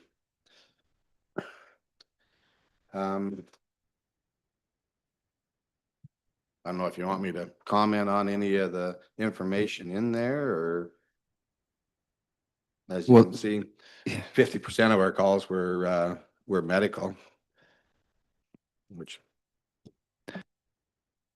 Well, one of the most and you may want to speak to a case, because one of the most, I think, incredible things is this remarkable journey from the precipice of not having a fire department to where we are at now, when we have a lot, if you just look at the chart in there, the roster, on page 16 of the presentation, it probably would exceed most of our expectations or wishes at the time when we were at that precipice. We were looking for some people to join the department, and it just keeps building. And so our community can only be thankful for that. I mean, it's Mhm. and it obviously, go on my soapbox, it's a testament to the people. Finally, many have stepped up to the plate and decided they want to be part of this and help the community out. So it's, to me, that's an outstanding page in this report. Yeah, Yeah. one thing that doesn't say in the report is a quick little thing. When you look at the 0 to 2 years of experience, once we're done these courses, we'll have 10 of those ones will be certified, hopefully by the end of this year. When you look at the 3 to 10 years of experience, 9 of them opted out of taking the courses to become certified. That was rather unfortunate, but yeah. But otherwise, yeah, no, it's been going good. There's been a positive attitude change, and when we had the mobile live fire training unit, they were down and did lots of experience there, and you can see they helped Kelladar area a lot last year on wildfires, as well as North Frontenac. So there's been good there. And then from the emergency preparedness thing, just a heads up, everybody, when their cell phone goes off on, what is it, May 7th at 12:55, it's just the alert, the biannual or whatever test. It got moved to May 7th. We have any questions for Casey, comments? Deputy Fook? Just what a difference a year or two makes, and really good report. It's easy to read, like the chart, and I like the photos, so thank you. It's good for our eyes. Any other questions for Casey? Well, thank you very much, Casey, and certainly to all the people involved in the fire department, yourself and Kevin and everyone else, and all the members of it, for the collective work you've done in getting this fire department to where it is right now. Yeah, Thank you. between the training officer and the firefighters that were helping with the training, and the captains, and then the firefighters and the newer firefighters stepping up and going right at it, and committing the time and taking time off of work to do it. That's great. Thank you. No other questions? We can have a motion to receive the report. Make that motion to receive the report. Seconded by Deputy Fook. We'll call the vote. Councillor Thompson. Yes. Deputy Fook. Yes. Councillor Levier. Yes. Councillor Yench. Yes. That motion is carried. Reports of appointees. Nope. Resolutions. Approval of the accounts of April 30th, 2026. Motion moved by Councillor Thompson, seconded by Councillor Levier. Any questions? Call the vote. Councillor Thompson. Yes. Deputy Hook. Yes. Councillor Levier. Yes. Councillor Yench. Yes. That motion's carried. Member statements. Go ahead, Councillor Yench. Just a quick shout out to the Flinton Rec Club. I'd like to congratulate them on a very successful annual general meeting, dinner, and auction on Saturday evening. It was wonderful. Always lots of fun. Nice to see old friends that maybe haven't seen for a year or two. So that was really good. Yes. So, and the Flinton Rec Club is 50 years old this year. So kudos to them. Thank you. That's great. It's good to have the volunteer groups in our community. That's for sure. New business. Bylaw 16.1 to establish 1030/2026 to establish our tax rates, etc. Three readings by Deputy Hook, seconded by Councillor Levier. Call the vote, Councillor Thompson, Yes. Deputy Hook. Yes. Councillor Levier. Yes. And Councillor Yench. Yes. That motion's carried. And then we have bylaw 1031/2026 to delegate authority for decisions to the CAO clerk treasurer for certain acts during restricted periods after nomination day or the election of a new council, brackets a lame duck period. Three readings, Councillor Thompson, Councillor Olivier, call the vote, Councillor Thompson, Yes. Deputy Hook. Yes. Councillor Olivier. Yes. And Councillor Yance. Yes. That motion's carried. Confirming bylaw, three readings. Councillor Thompson, Councillor Yance, call the vote, Councillor Thompson, Yes. Deputy Hook. Yes.